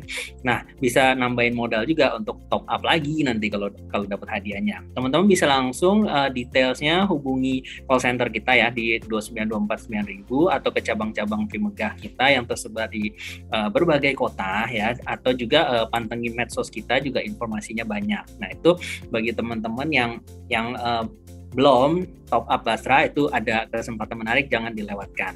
Nah tadi untuk pertanyaan ini gara-gara ada giveaway jadi banyak banget pertanyaannya bro. Waduh banyak banget, ini gue milih aja bingung. 130. Mungkin Pak Antoni mau pilih satu dulu pertanyaan gitu untuk dijawab. Boleh. Silakan Pak Antoni. Ini karena 10 pertanyaan yang dijawab akan mendapatkan giveaway reksadana masing-masing Rp100.000. Mungkin ada satu ya dari dari Wahyuni Lestari. Oke, apa tuh? Sini pertanyaannya saya bacakan, kalau saham memiliki siklus sesuai dengan sektornya, apakah reksadana juga memiliki siklus seperti saham? Misalnya Oktober-Desember beli reksadana saham, Mei-September beli reksadana pasar uang, dan sebagainya. Mohon pencerahannya. Ini saya answer lagi. Ya, silahkan Pak Antoni. Ya, kita harus balik lagi seperti yang tadi Yogi utarakan sebenarnya. Jadi benar sekali sebenarnya. Kalau kita melihat reksadana saham atau saham ini sebagai investasi dalam jangka pendek sebenarnya. Tapi benar, memang tadi kan Yogi sempat sebutkan bahwa reksadana saham salah satu karakteristiknya adalah reksadana saham itu minimum harus memiliki saham 80%.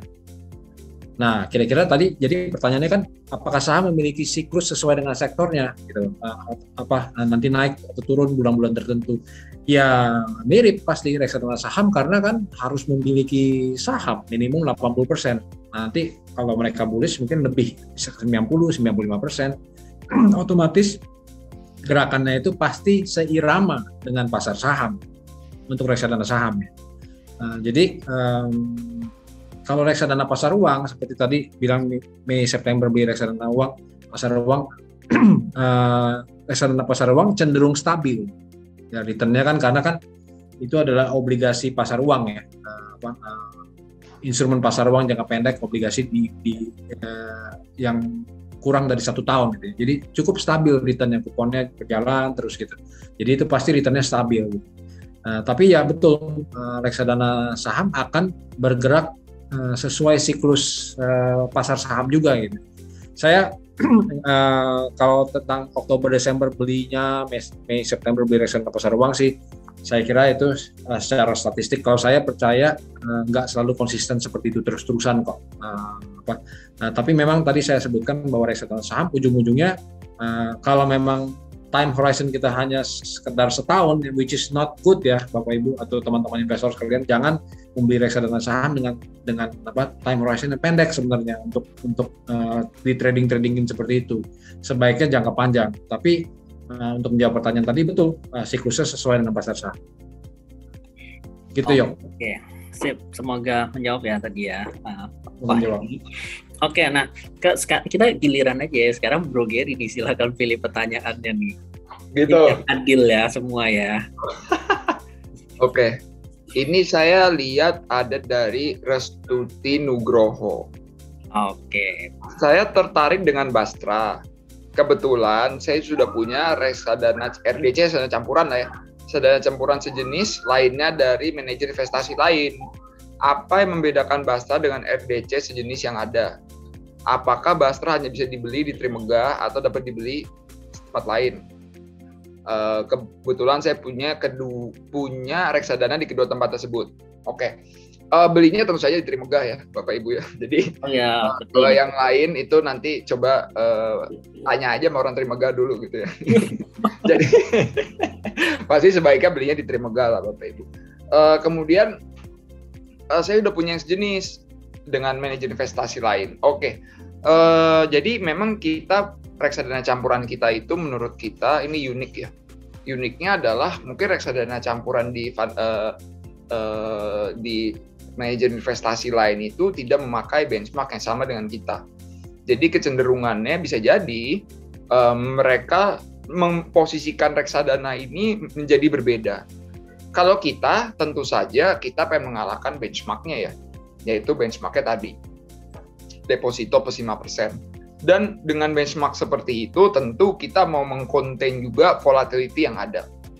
Nah, berbeda dengan mungkin kompetitor. Kompetitor itu mungkin juga punya reksadana campuran yang sedang lagi naik daun gitu ya. Tapi rata-rata pasti masih menggunakan benchmark yang berupa indeks.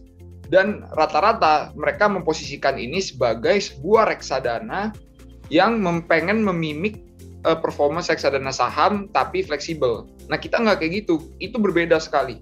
Kita nggak pengen memimik reksadana saham. Kita nggak menggunakan instrumen saham sebagai satu-satunya instrumen untuk mencari return. Jadi kita juga bisa menggunakan obligasi ataupun obligasi negara ataupun korporasi. Dan juga kita bisa menggunakan kalau kita nggak perlu apa-apa ya kita di money market aja. Jadi itu membedakan sekali. Jadi tujuan dari target dari benchmarknya aja tuh udah berbeda gitu ya. Jadi menurut kita ini strategi yang kita ramu atau kita racik itu selain kita pengen mendapatkan return, tentu kita ingin mengkonten juga volatility-nya yang ada gitu ya. Jadi kalau Bapak Ibu bandingkan, paling bisa kelihatan itu di momen-momen pada saat misalnya marketnya crash gitu ya. Karena kalau kita ya kecenderungannya kalau udah crash ya kita lebih banyak holding di saham gitu ya. Lebih banyak holding di cash gitu ya. Kalau mau crash gitu ya. Mungkin kalau kompetitor yang ngerasa ini sebagai reksadana yang dimimik ke reksadana saham tapi fleksibel ya mungkin mereka akan memilih ya masih banyak saham gitu ya. Karena kan berpikir secara reksadana saham gitu. Nah, itu berbeda sekali ya. Itu udah bercara. Jadi ini sering sih pertanyaan seperti ini ada. Dan yang paling membedakan tuh seperti itu. Jadi ya mungkin aja di beberapa momen kita kalau marketnya lagi naik, kita naiknya lebih sedikit. Bisa kalau kita marketnya lagi turun, kita turunnya lebih sedikit. Sering. Kalau marketnya lagi sideways, tiba-tiba kita perform. Itu juga sangat sering. Jadi momen-momen seperti itu yang mungkin akan membuat kita berbeda dengan yang lain. Oke, dan pembedanya tadi ya benchmarknya dan juga kenapa beli di Trimegah karena program undian tadi iPhone. Tempat lain nggak ada iPhone ya kan? Iya betul. Oke, ini gua coba pilih satu ya, Hendry Effendi. Sebenarnya ini mohon izin bertanya kepada Pak Antoni nih katanya. Apakah reksadana Bastra juga mengkombinasikan saham lapis kedua dan bahkan lapis ketiga untuk meningkatkan atau menjaga kinerja NAV-nya? Terima kasih. Nah, mungkin gimana nih Pak Antoni atau Bro Gary yang mau menjawab? Mungkin saya coba jawab dulu, nanti Gary bisa tambahkan ya, Ger. Siapa? Sebenarnya mungkin saya jelaskan gini. proses investasi kita di Trimegah Aset ya sebenarnya salah satu saringan yang sangat penting adalah likuiditas. Ini Gary, teman-teman fund manager yang lain juga kita selalu mengutamakan likuiditas. Jadi kalau ditanya apakah ada saham lapis kedua, lapis ketiga ya bisa saja. Tapi kita selalu pantau likuiditasnya, sizingnya juga penting ya. Jadi mengapa likuiditas penting Bapak Ibu sekalian teman-teman? Yang terjadi seperti ini, kalau kita tidak memperhatikan likuiditas, misalnya kita reksadana A gitu ya, kita ambillah saham-saham lapis kedua, lapis ketiga, lalu kita tingkatkanlah penjualannya misalnya, kita undang Bro Yogi gitu kan, terus-terusan siapa artis siapa untuk jual misalnya, kemudian ini populer, jadi banyak flow masuk. Dengan adanya flow masuk, saham lapis ketiganya ini kita dorong misalnya di pasar gitu kan. Jadi cornering soal istilahnya gitu. Jadi kinerjanya bagus terus, dana masuk terus, semakin bagus terus bergulir sehingga menjadi suatu lingkaran yang berkesinambungan gitu ya.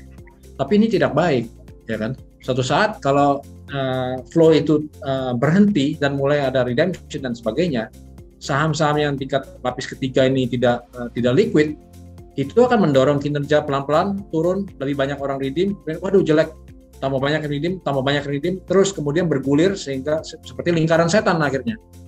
Nah itu makanya kita di Trimegah dan Gary juga lakukan ini, kita sangat cautious atau sangat konservatif dari perspektif saham itu harus bisa liquid. Seperti tadi makanya Gary bisa sampaikan bahwa dia bisa take profit. Ya kan teman-teman sekalian, istilah take profit itu juga penting kan, kita harus bisa dong take profit sehingga ketika teman-teman membeli Basra dengan NAV berapa ya, 1.600, 1.700 atau berapapun, seperti Yogi sampaikan di awal, bisa saja isinya 80% cash semua, sudah take profit. Gary lagi lihat-lihat saham-saham ide saham yang baru gitu atau obligasi yang baru, bisa seperti itu. Jadi bukan sesuatu yang wah ntar kalau udah tinggi saya redeem gitu kan, semua pada redeem, ntar turun. Nggak seperti itu, seperti yang Yogi sampaikan di awal-awal. Ger, mungkin bisa tambahin nggak, Ger? Ya, jadi setuju kata Pak Antoni ya. Jadi teman-teman memang mekanisme dari take profit itu ada, mekanisme dari cut loss juga ada. Jadi itu yang kita lakukan lah, yang kita lakukan di reksadana si Bastra ini seperti itu. Oke, ini ya semoga menjawab ya. Ini gue langsung coba pilih lagi ya pertanyaan yang mewakili yang awam nih. Sebenarnya Pak Antoni atau Bro Gary, cocoknya lamsam atau dollar cost averaging nih untuk beli Bastra mungkin ya maksudnya nih, dari William Chandra. Oke, saya Pak Antoni Mas. Saya bisa jawab. Oke, Mas. Siap. Menurut saya ya, cocoknya sebenarnya lebih cocok dollar cost averaging. It's always a good investment approach ya, dollar cost averaging. Tapi karena gini, kita sebagai fund manager, sebagai manajer investasi, tentu saja we have the best intention. Selalu kalau saya selalu ngajak ke teman-teman kita, tugas kita dan tanggung jawab kita sebagai manajer investasi yang paling utama, kita harus ingat fiduciary duty namanya. Kita memulai bahasa Inggrisnya fiduciary duty. Jadi itu adalah kita memiliki kewajiban untuk melakukan yang terbaik untuk nasabah-nasabah kita. Nah, tapi kan kita pada prakteknya dalam mengelola reksadana pasti kita menghadapi market yang volatile. Ada aja selalu kan kadang-kadang, tebakan kita atau analisa kita nggak selalu benar. Tadi saya katakan kan, di long term kita berharap 60-70% benar, 30-40% salah, tapi yang benar yang bagus benar lebih banyak daripada salahnya seperti itu. Nah, kalau lamsam yang saya khawatirkan adalah ketika teman-teman sekalian langsung masuk seabrek dengan modal besar gitu ya. Sebenarnya tergantung, pertanyaannya memiliki time horizon berapa lama. Kebanyakan teman-teman tuh sering tergoda, berpikirnya cepat gitu ya. Aduh, udah masuk 2 bulan ini rugi nih gitu, udah masuk besar gitu. Galau. Iya, jadi langsung galau gitu kan. Nanti ini apa mesti Carlos ya, Carlos di reksadana pula gitu kan.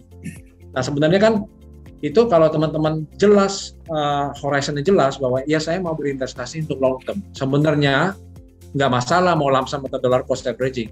Sebenarnya begitu ya. Karena Basra ini harus dilihat sesuatu investasi yang jalannya 2, 3, 4, 5 tahun ke depan gitu.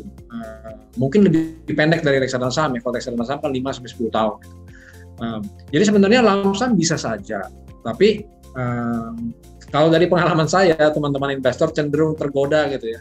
Wah, tergalau nih setelah baru masuk, kemudian 2-3 bulan ntar negatif dan sebagainya. Meskipun we have the best intention ya, kita mau rebound cepat. Jadi saya sarankan ya dollar cost averaging bisa dipertimbangkan. Itu sih jawabannya menurut saya. Oke, sebenarnya apapun metodenya itu nggak masalah. Yang salah adalah kalau tidak mulai investasi gitu ya Pak ya. Itu ya, betul sekali. Oke, nah aku langsung pilihin aja ya Pak ya. Ini ada pertanyaan to the point banget nih dari Hendro Hartono. Melihat kinerja Buka selama ini, apakah Bastra akan menjauhi saham IPO Gotoh nanti? Jika mau beli kenapa? Jika tidak kenapa? Mungkin gitu, dia penasaran nih. Oke, mungkin itu saya jawab. Kita tidak menghindari saham-saham IPO.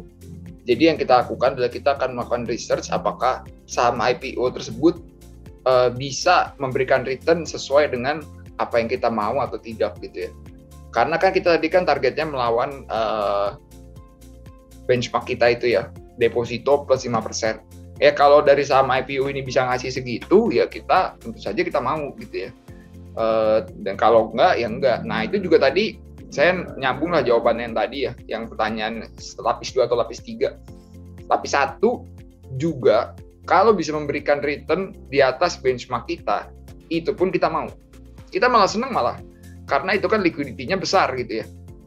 Lapis 1, Telkom gitu ya, kalau bisa ngasih 10-20% di time horizon yang kita mau, ya kita mau, kita beli gitu ya. Kita suka. Dan kita nggak memilah-milah saham berdasarkan misalnya dia saham value, saham growth, kita nggak suka jadinya atau apa enggak. Jadi kita ngerasa balik lagi di time horizon-nya itu mungkin 12 bulan ini bisa nggak ngasih di atas benchmark kita. Kalau bisa ya kita pilih lah dia. Kalau nggak bisa ya kita nggak pilih. Kalau udah mencapai sebelum time horizon-nya kelar, misalnya kita coba saham A gitu ya untuk 12 bulan. Ternyata dalam 1 bulan udah 10% atau melewati benchmark kita lah. Kita lihat lagi. Masih bisa nggak di hold? Masih bisa dapat berapa kalau kita hold? Kalau udah nggak bisa, ya kita harus take profit. Kalau masih bisa, kita lanjutin lagi. Siapa tahu bisa 20% gitu ya. Udah 20%, kita lihat lagi. Bisa nggak kasih lagi? Ternyata udah mentok, nggak bisa, ya udah kita take profit. Ternyata masih bisa 30-40% gitu, ya kita lanjut lagi. Jadi cara pemilihannya tuh seperti itu, dan nggak dibatasin ya teman-teman Bapak Ibu sahamnya seperti apa. Tapi yang paling penting itu sahamnya harus bisa masuk universe kita. Salah satunya kita tuh harus pentingin liquidity-nya tuh ada, jadi kita bisa beli, bisa keluar tuh sesuai dengan ya kalau udah capai 10%, pas kita mau keluar ternyata market impact-nya waktu kita keluar 5%, ya kita kan rugi ya, maksudnya ya masih untung sih 5%, tapi rugi juga gitu kan kalau bisa keluar dengan market impact segitu besar gitu misalnya kalau kita jualan. Nah ini liquidity jadi kunci lah. Kita semakin marketnya liquid juga kita semakin suka sih. Jadi kayak sekarang nih tahun 2021 ya 20 akhir 21 ke sekarang liquidity-nya kan terus improving tuh. Nah itu menjadi market yang nyaman dengan reksadana yang seperti ini. Oke, ya semoga menjawab ya. Aku langsung run terus lagi aja ke pertanyaan ini supaya teman-teman bisa terjawab. Aku coba pilih dari Irenia. Izin bertanya kepada Pak Dirga, bagaimana kriteria reksadana campuran Bastra memilih saham-saham blue chip? Mungkin ini metodenya ya atau apa nih kriterianya? Apakah Bastra juga investasi pada ori dan sukuk? Terima kasih. Ya mungkin Ger, kamu bisa jawab ya Ger? Siapa? Jadi kalau kita lihat kayak tadi ya, untuk saham-saham tentu kita nggak pisahkan ya second liner, third liner ataupun blue chip. Yang paling penting adalah tadi bisa masuk universe kita, liquidity-nya ample, kemudian apa potensial return-nya dari saham ini gitu ya. Kita tahu nggak nih saham ini bisa perform nggak. Jadi nggak beli tuh sahamnya misalnya cuma ada karena di ISG besar gitu ya. Kita nggak beli gitu. Misalnya contoh kita nggak beli misalnya kita ngeliat saya kayak Unilever gitu ya, dia ISG besar, tapi kita nggak ngeliat seperti itu. Kita ngeliat bisa nggak Unilever ini ngasih return itu. Kalau suatu hari ya Unilever tuh bisa ngasih 10-20%, saya beli sih. Tapi itu kita lihat dulu ya, kapan dia bisa memberikan seperti itu. Jadi mau blue chip, mau first liner, third liner, itu kita tentu saja kita lakukan seperti hal yang tadi ya. Metodenya tentu kita lakukan research terhadap saham tersebut, kita mengerti fundamentalnya, kemudian kita melihat juga ya apakah ini saham ini ada potensinya atau enggak. Nah, sedangkan untuk obligasi tentu kita juga bisa berinvestasi ke obligasi-obligasi ya. Jadi kita pernah melakukannya dan kita pernah mendapatkan return yang besar juga ya dari obligasi. Waktu itu kan ya kayak kita lihat ya, Bindo Index itu kan performance-nya kuat deh. Udah berapa tahun gitu ya. Dan tentu kita masih punya baseline dari, jadi gini, kalau kita maksimalkan saham kita 79%, tentu ada sekitar 20-an% itu kita nggak bisa taruh di saham. Which is kita nggak pernah maksimalkan ya sampai sekarang masih. Dan sekitar 20-30% itu biasanya adalah porsi kita taruh di obligasi korporasi. Karena kecenderungannya obligasi korporasi ini adalah obligasi yang stabil, tapi kurang liquid. Jadi kita hanya porsikan itu nggak terlalu besar. Tapi kegunaannya adalah dia bisa memberikan return yang sesuai dengan apa yang, ya karena dia nggak volatile ya segitulah. Udah kelihatan lah returnnya tuh kira-kira segitu gitu ya. Jadi ini jadi baseline lah buat kita. Tapi biasanya obligasi korporasi ini portionnya dia returnnya di bawah dari target kita atau benchmark kita. Jadi ini sebagai ya baseline return kita aja lah biasanya. Nah, kalau kita masuk ke obligasi negara, nah itu kita sudah melakukan betting terhadap durasi. Nah, ini kita harus yakin dan punya view apakah obligasi negara ini bisa perform gitu ya. Nah, kebetulan kalau kita ngelihat sekarang dengan tahun 2022 ini kan yang menjadi tema besar adalah inflasi. Dan inflasi ini kan udah terjadi di luar negeri. Nah, di dalam negeri kita masih melihat inflasi itu rendah, tapi ke depan kita masih harus monitor. Sehingga kita sebenarnya dari inflasi, ada ancaman inflasi ini, mungkin kita ngerasa akan lebih sulit untuk obligasi ini rally dibandingkan dengan pasar saham gitu ya. Jadi makanya kita tidak mengambil porsi yang besar pada obligasi, terutama obligasi negara. Jadi yang kita masih ada adalah obligasi korporasi sekarang. Yang mungkin teman-teman bisa lihat di FunFactSheet ya, di level mungkin 10 hingga 20% gitu. Oke, detail banget ya penjelasannya. Oke, Bro Gary. Sip. Nah, aku lanjut lagi ya ke ini mungkin orang yang udah nyontek FunFactSheet nih. Jadi dia bilang katanya kan the Fed mulai menaikkan suku bunga, ya kan, berarti berakibat pada saham tech. Ini dari M. Arya Farabi ya. Nah, kan saham tech jadi akan kurang perform tahun ini. Di FunFactSheet-nya Desember 2021 Bastra, salah satu top holdingnya kan ada Arto dan BBYB, proporsional obligasi hanya 14%. Nah, apakah di tahun 2022 ini strategi Basra akan berubah dan mengurangi porsi saham-saham digital dan memperbanyak obligasi tadi ya? Nah, tadi mungkin udah sempat tergambar ya dapat jawaban tadi ya, Bro. Mungkin kita tambahin sedikit kali ya. Memang satu hal yang lumayan surprise buat saya ya, terutama adalah kita memasuki tahun 20 hari ini, tiba-tiba rally dari US yield itu cepat sekali ya. Dan beberapa hari yang lalu tiba-tiba yield obligasi Jerman udah lama tuh dia bisa turn positif ya, itu ya kalau nggak salah di obligasi yang 10 tahun gitu ya. Jadi kita ngerasa ada pressure lah di yield ini disebabkan oleh inflasi, dan inflasinya tadi kita udah jelasin di awal, ini yang dihambat itu adalah bagian supply side. Jadi bukan sesuatu yang sangat cepat untuk di turn around gitu ya. Nah, tentu kalau kita ngelihat ada pressure di inflasi itu bisa memang memberikan pressure ke saham-saham digital gitu ya. Oleh karena itu kita melakukan stock picking yang lebih jadi picky lah, kita jadi pemilih lah gitu ya. Kita akan cuman pilih saham-saham yang digital related yang mungkin masih bisa memberikan performance yang baik gitu ya. Dan kalau dilihat kan mungkin kita punya Bank Jago sama Bank Neo ya. Ya Bank Neo itu kan perform ya di tahun lalu ya. bulan Desember, bulan November gitu ya. Jadi mungkin sekarang memasuki Januari ya kita lihat dia kurang perform lagi gitu ya. Nah ini kita masih ngelihat ya dia ke depan kayak gimana, tapi mungkin kita akan sizing posisinya dengan lebih baik ya, atau kita bisa reduce, atau nanti kalau ada potensi ternyata ada story baru yang lebih menarik kita bisa tambah. Tapi tentu kita akan sizing posisinya dengan lebih baik. Kita tadi udah dijelasin di awal ya, kita reduce yang sudah perform dan kita lebih mendekatkan dengan ke big caps banks tadi ya. Nah, jadi mungkin ya yang udah perform banyaknya kan teman-teman sendiri tahu ya apa aja yang kira-kira perform. Nah itu mungkin kita bisa kita ada beberapa yang kita reduce di situ. Ya ke depan ya ini kita masih ada IPO Goto teman-teman. Moga-moga exciting ya. Moga-moga menarik. Kita juga pengennya menarik sih karena ini bakal jadi salah satu emiten yang market cap-nya paling gede di Indonesia. Dan kita pengennya menarik. Kenapa? Karena kita pengen emiten ini bisa bikin indeks itu terbang tinggi gitu ya. Jangan malah jadi nurunin indeks gitu ya. Nah, jadi menarik atau enggaknya nanti kita bisa lihat ya. Pas mau menuju IPO, valuasinya kayak gimana, strukturnya kayak apa, floatingnya gimana. Nah, itu kan kita semua belum punya detailnya. Jadi nanti kita lihatlah sampai menuju ke IPO ini. Oke, amin. Gue mengaminkan itu juga. Oke.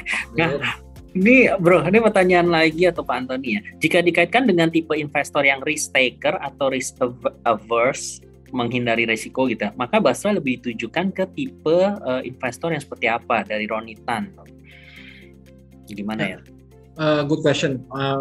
Yang pasti bukan risk averse sih, Yogi. Mungkin sebenarnya moderat ya. Basra itu moderat antara moderat sama risk taker sih. Jawabannya karena Basra itu biar bagaimanapun ya taktis alokasinya dan tetap aja kan underlying-nya the way we make money itu kan dari saham dan sebagainya. Jadi underlying-nya itu adalah ada cukup banyak sahamnya juga misalnya gitu. Nah itu cenderung antara moderat dan agresif. Mungkin itu jawaban yang singkat. Lebih di moderat ya. Oke. Ini pertanyaan dari Ayu Kesumawati. Yang terhormat Pak Windu. Oke, pertama, kapan saat yang tepat untuk top up dan redeem di reksadana Bastra? Mengingat nasabah tidak bisa setiap saat memantau market. Terus pertanyaan bonusnya nih, mengapa IHSG sudah bullish tapi Astra dan BRI masih bearish? Oke. Pertanyaan pertama, kapan saat top up dan saat redeem? Saat top up pada saat Bapak Ibu punya dana, saat redeem adalah pada saat Bapak Ibu pengen mengeluarkan dana dan ada kebutuhan. Itu jawabannya. Karena ada karenanya loh. Karena gini, aset alokasi yang ada di Bastra itu kan kecenderungannya adalah fleksibel. Kita bisa loh, ini bisa ya, belum tentu kita lakuin. Kita bisa membuang semua saham kita dan kemudian mengganti itu ke deposito dan juga obligasi korporasi. Nah, habis itu kan volatility jadi rendah. Itu setiap hari kita akan cetak positive return tuh kalau kayak gitu. Dan itu kan akhirnya kalau ditanya kapan ya dia bisa mencetak return yang tidak positif kalau lagi posisi seperti itu, ya itu menjadi lebih susah kan. Jadi besokannya naik lagi. Jadi kelihatannya pada saat Bapak Ibu mungkin memang perlu dana ya ditarik gitu ya, wajar ya orang perlu dana ditarik, atau pada saat Bapak Ibu melakukan rebalancing. Nah ini penting. Rebalancing itu menurut saya juga sebagai investor, kita perlu lakukan itu di jangka waktu tertentu. Misalnya setahun sekali Bapak Ibu di akhir tahun atau di awal tahun atau di tengah tahun ngelihat nih komposisi aset saya ini sekarang kayak gimana ya. Saya punya deposito sekian, saya punya reksadana saham sekian, reksadana Bastra sekian. Nah, dicocokin lagi nih sama targetnya Bapak Ibu. Waktu itu saya bikin portfolio kayak gini buat apa ya? Misalnya saya bikin portfolio kayak gini untuk saya mau jalan-jalan setahun lagi atau 2 tahun lagi. Nah, berarti kan time horizon-nya udah jelas tuh. Dan time horizon-nya seperti itu, bisa nggak nih portfolio komposisi yang kayak gini mencapai? Kalau ternyata Bapak Ibu, wah ini setelah performance-nya kayak gini di tahun lalu, kok ada yang saya nggak suka ya? Atau ada yang saya ternyata lebih suka gitu loh. Ya mungkin bisa diganti tuh komposisinya. Tapi jangan lupa, pasti kan ganti komposisi itu udah ganti tingkat risiko juga ya. Nah, itu adalah hal kedua menurut saya yang kapan bisa redeem. Nah mungkin Bapak Ibu ngerasa wah Bastra udah perform banget, saya nggak mau Bastra saya mendominasi total portfolio dalam hidup saya gitu. Nanti saya kebayang-bayang Trimegah terus gitu kan. Sebenarnya nggak apa-apa juga sih kalau mau kayak gitu. Itu kan pilihan Bapak Ibu ya. Tapi kalau misalnya Ibu nggak nyaman, saya udah 90%. Saya pengen Bastra saya cuma 80% dari portfolio saya. Yaitu take profit sebagian, tuker kemana mungkin maunya ke money market gitu. Ternyata ada kebutuhan dari 10% itu. Nah itu waktu yang tepat. Kalau waktu yang tepat kapan subscribe, tadi ya setiap kali ada dana lebih bisa disisihkan untuk subscribe gitu. Karena so far ya kita dengan performance yang historis itu kita bisa terus memberikan return yang baik. Walaupun kita nggak menjamin ya Bapak Ibu ya. Saya nggak menjamin. Saya juga kalau ditanya ini kan year to date gimana nih minus gitu ya. Ya inilah dinamikanya seperti ini.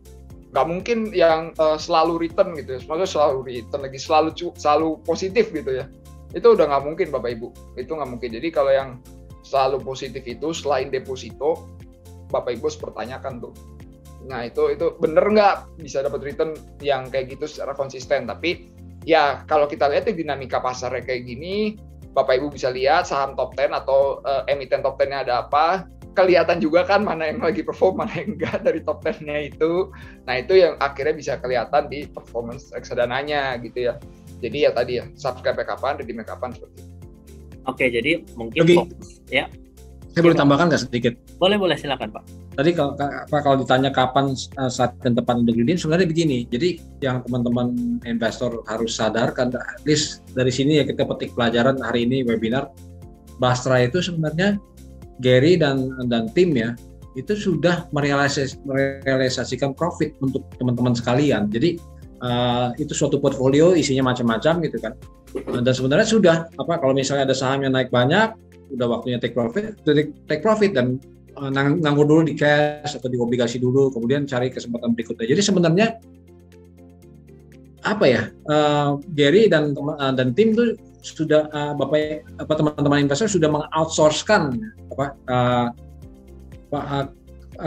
tugas untuk take profit, untuk rebalancing itu ke Gary dan tim gitu loh. Dia yang sudah melakukan. Jadi kalau ditanya tadi kapan saat yang tepat, sebenarnya dengan sendirinya Gary dan tim itu dalam mengelola Bastra itu sudah melakukan take profit sebagian, cuman memang kelihatannya NAB-nya mungkin kadang-kadang ada negatif, positif, tapi itu sudah secara aktif dilakukan. Jadi Bastra itu bukan seperti reksadana saham yang mau ditimingin ya, wah udah naik banyak nih ASG gitu, mungkin nanti RM bilang jual semua di 6.700 gitu kan, jual semuanya gitu. Bukan seperti itu gitu. Jadi itu sudah dilakukan secara otomatis oleh Gary dan tim sesuai dengan view mereka ya. Again, view kadang-kadang ada benar, ada salah gitu. Ya, tapi itu mungkin saya tambahkan sedikit Yogi. Oke, jadi sebenarnya fokus di kitanya aja sendiri ya. Kita goal investmentnya untuk kapan, untuk apa. Nah itu mau rebalancing di porsi berapa ya, itu balik lagi mending kita fokus di kita punya tesis sendiri gitu ya untuk betul ya. Oke, nah ini berarti udah ada 9 pertanyaan ya. Tinggal satu pertanyaan lagi. Aku ambil dari Yulian. Jadi pertanyaannya, apakah jika total AUM Bastra semakin besar, maka Bastra tidak akan menjadi lincah lagi? Nah, kira-kira berapa AUM yang perlu diperhatikan orang yang akan membeli Bastra? Nah, ini ada batasannya atau gimana, Bro? Oke, ini pertanyaannya, ini kelihatannya udah pemain reksadana kawakan ini. jadi pertanyaannya tuh udah sangat detail gitu ya. Jadi jawaban saya adalah memang itu nggak bisa kita hindari ya. Semakin sizable reksadananya, pasti tentu saja akan lebih untuk bergerak lebih tidak lincah. Jadi kan Bapak Ibu lihat nih ya, sekarang AUM-nya seperti apa, justru harusnya sangat menarik loh dengan portionnya kayak begini ya. Tapi jawaban saya adalah kayak gini, apabila liquidity pasar terus membaik dan seperti sekarang, itu batasan AUM-nya pasti akan makin lama makin gede gitu ya. Jadi mungkin dulu dengan liquidity-nya yang kayak tahun 2019, kita ngerasa mungkin untuk AUM tertentu ini udah mulai susah gitu ya. Tapi sekarang lihat di tahun 2021, 2022, liquidity di pasar tuh sangat membaik dibandingkan tahun 2019. Nah tentu saja ini memberikan kita ruang yang lebih ample untuk mendapatkan AUM yang lebih besar gitu ya, dan kita masih bisa lincah di apabila AUM-nya itu makin besar. Jadi kalau saya ngerasa di level sekarang itu kelincahannya belum terlalu banyak berubah dibandingin di level tahun lalu lah. Tapi kalau dibandingin ya level baru lahir ya beda lah gitu ya. Waktu baru lahir kan size-nya mungkin sekarang udah beda jauh gitu. Tapi jadi Bapak Ibu tenang aja. Nanti apabila memang size-nya semakin membesar, tentu saja keputusan investasi kita dibandingkan dengan size, dibandingkan dengan liquidity itu akan semakin mengerucut gitu ya. Semakin kita tahu nih, oh oke, beberapa position mungkin kita butuh horizon lebih panjang, kita butuh size yang mungkin lebih kecil, dan tentu saja mungkin hal-hal yang kita lakukan menjadi sangat lebih disiplin gitu ya dengan hal itu. Bukan sekarang kita nggak disiplin, tapi dengan adanya size yang makin besar, tentu kita tahu nih impact dari betting kita apabila kita masuk dengan size yang besar gitu. Jadi all in all ya posisi sekarang itu tidak mengurangi kelincahan kita masih so far. Oke, berarti ya ketika marketnya itu justru lebih liquid ya sebenarnya nggak ada pengaruh gitu ya. Maksudnya ya pengaruhnya lebih kecil lah masalah size ini ya gitu ya bro ya. Oke, wah ini tadi udah ada 10 pertanyaan ya. Nanti congrats teman-teman yang pertanyaannya dijawab itu berhak mendapatkan reksadana Bastra masing-masing Rp100.000. Nanti akan dikontak dari pihak Trimegah.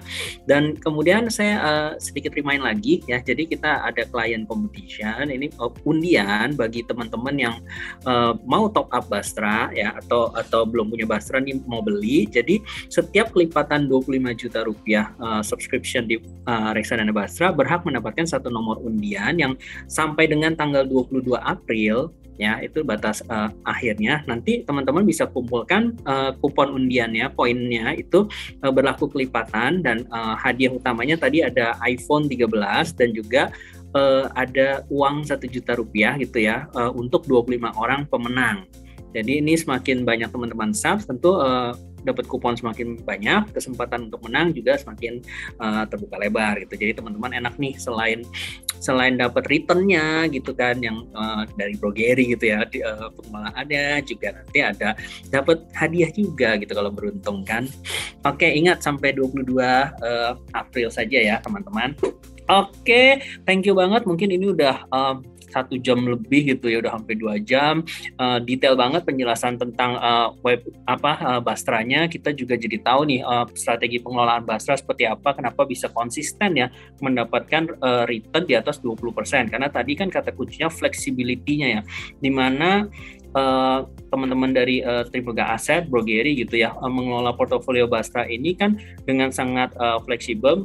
Porsi dari saham ataupun obligasi ataupun pasar uangnya itu bisa secara dinamis berubah tergantung dari kondisi makronya, sehingga walaupun tadi tercermin 2019-2020 IHSG minus gitu ya, reksadana ini tetap kinerjanya justru makin tinggi gitu ketika IHSG minusnya makin dalam ya. Ini juga sesuai dengan filosofinya ya tadi, absolute return gitu, dengan benchmarknya itu deposito 6 bulanan ya ditambah 5% gitu. Jadi sebisa mungkin berharap investor yang berinvestasi di Bastra ini akan mendapatkan return yang positif, itu harapannya seperti itu ya dari Bro Gary dan Pak Antoni. Thank you banget. Jadi kita beri semangat lah ya ke tim dari Trimegah Asset Management supaya kinerja Bastra ini bisa terus all time high gitu ya, dan juga 2022 ini kinerjanya sangat baik gitu kan ya, karena dengan kondisi market yang kita expect bagus, semoga kinerja dari Bastra ini juga memuaskan bagi teman-teman semua. Teman-teman bisa langsung cek di aplikasi Trima kita juga, itu ada di bagian mutual fund, bisa langsung sub Bastra ya, Trimegah Balance Absolute Strategi ya. Oke, nah thank you banget Pak Antoni Dirga udah meluangkan waktu, udah bersama kita. Thank you banget juga Bro Gary, itu udah penjelasannya tadi cukup detail semuanya. Semoga ini bermanfaat bagi teman-teman semua. Sampai jumpa lagi kita di kesempatan yang berbeda. Thank you juga buat teman-teman yang bertugas dari Trimegah. Oke, mungkin Pak Antoni atau Bro Gary ada last word itu mau disampaikan sebelum kita tutup acara ini? Ya, paling terima kasih Yogi dan teman-teman dari Trimegah Securities prioritas, dan tentu saja juga teman-teman investor yang sudah ikut acara webinar kita ini. Semoga yang paling penting sekarang sehat selalu ya, terutama di masa pandemi ini di mana jumlah kasus semakin meningkat. Semoga dalam lindungan Tuhan selalu. Terima kasih. Bro Gary, ada yang mau disampaikan? Terima kasih atas kesempatannya. Thank you. Oke. Bye-bye teman-teman semua ya.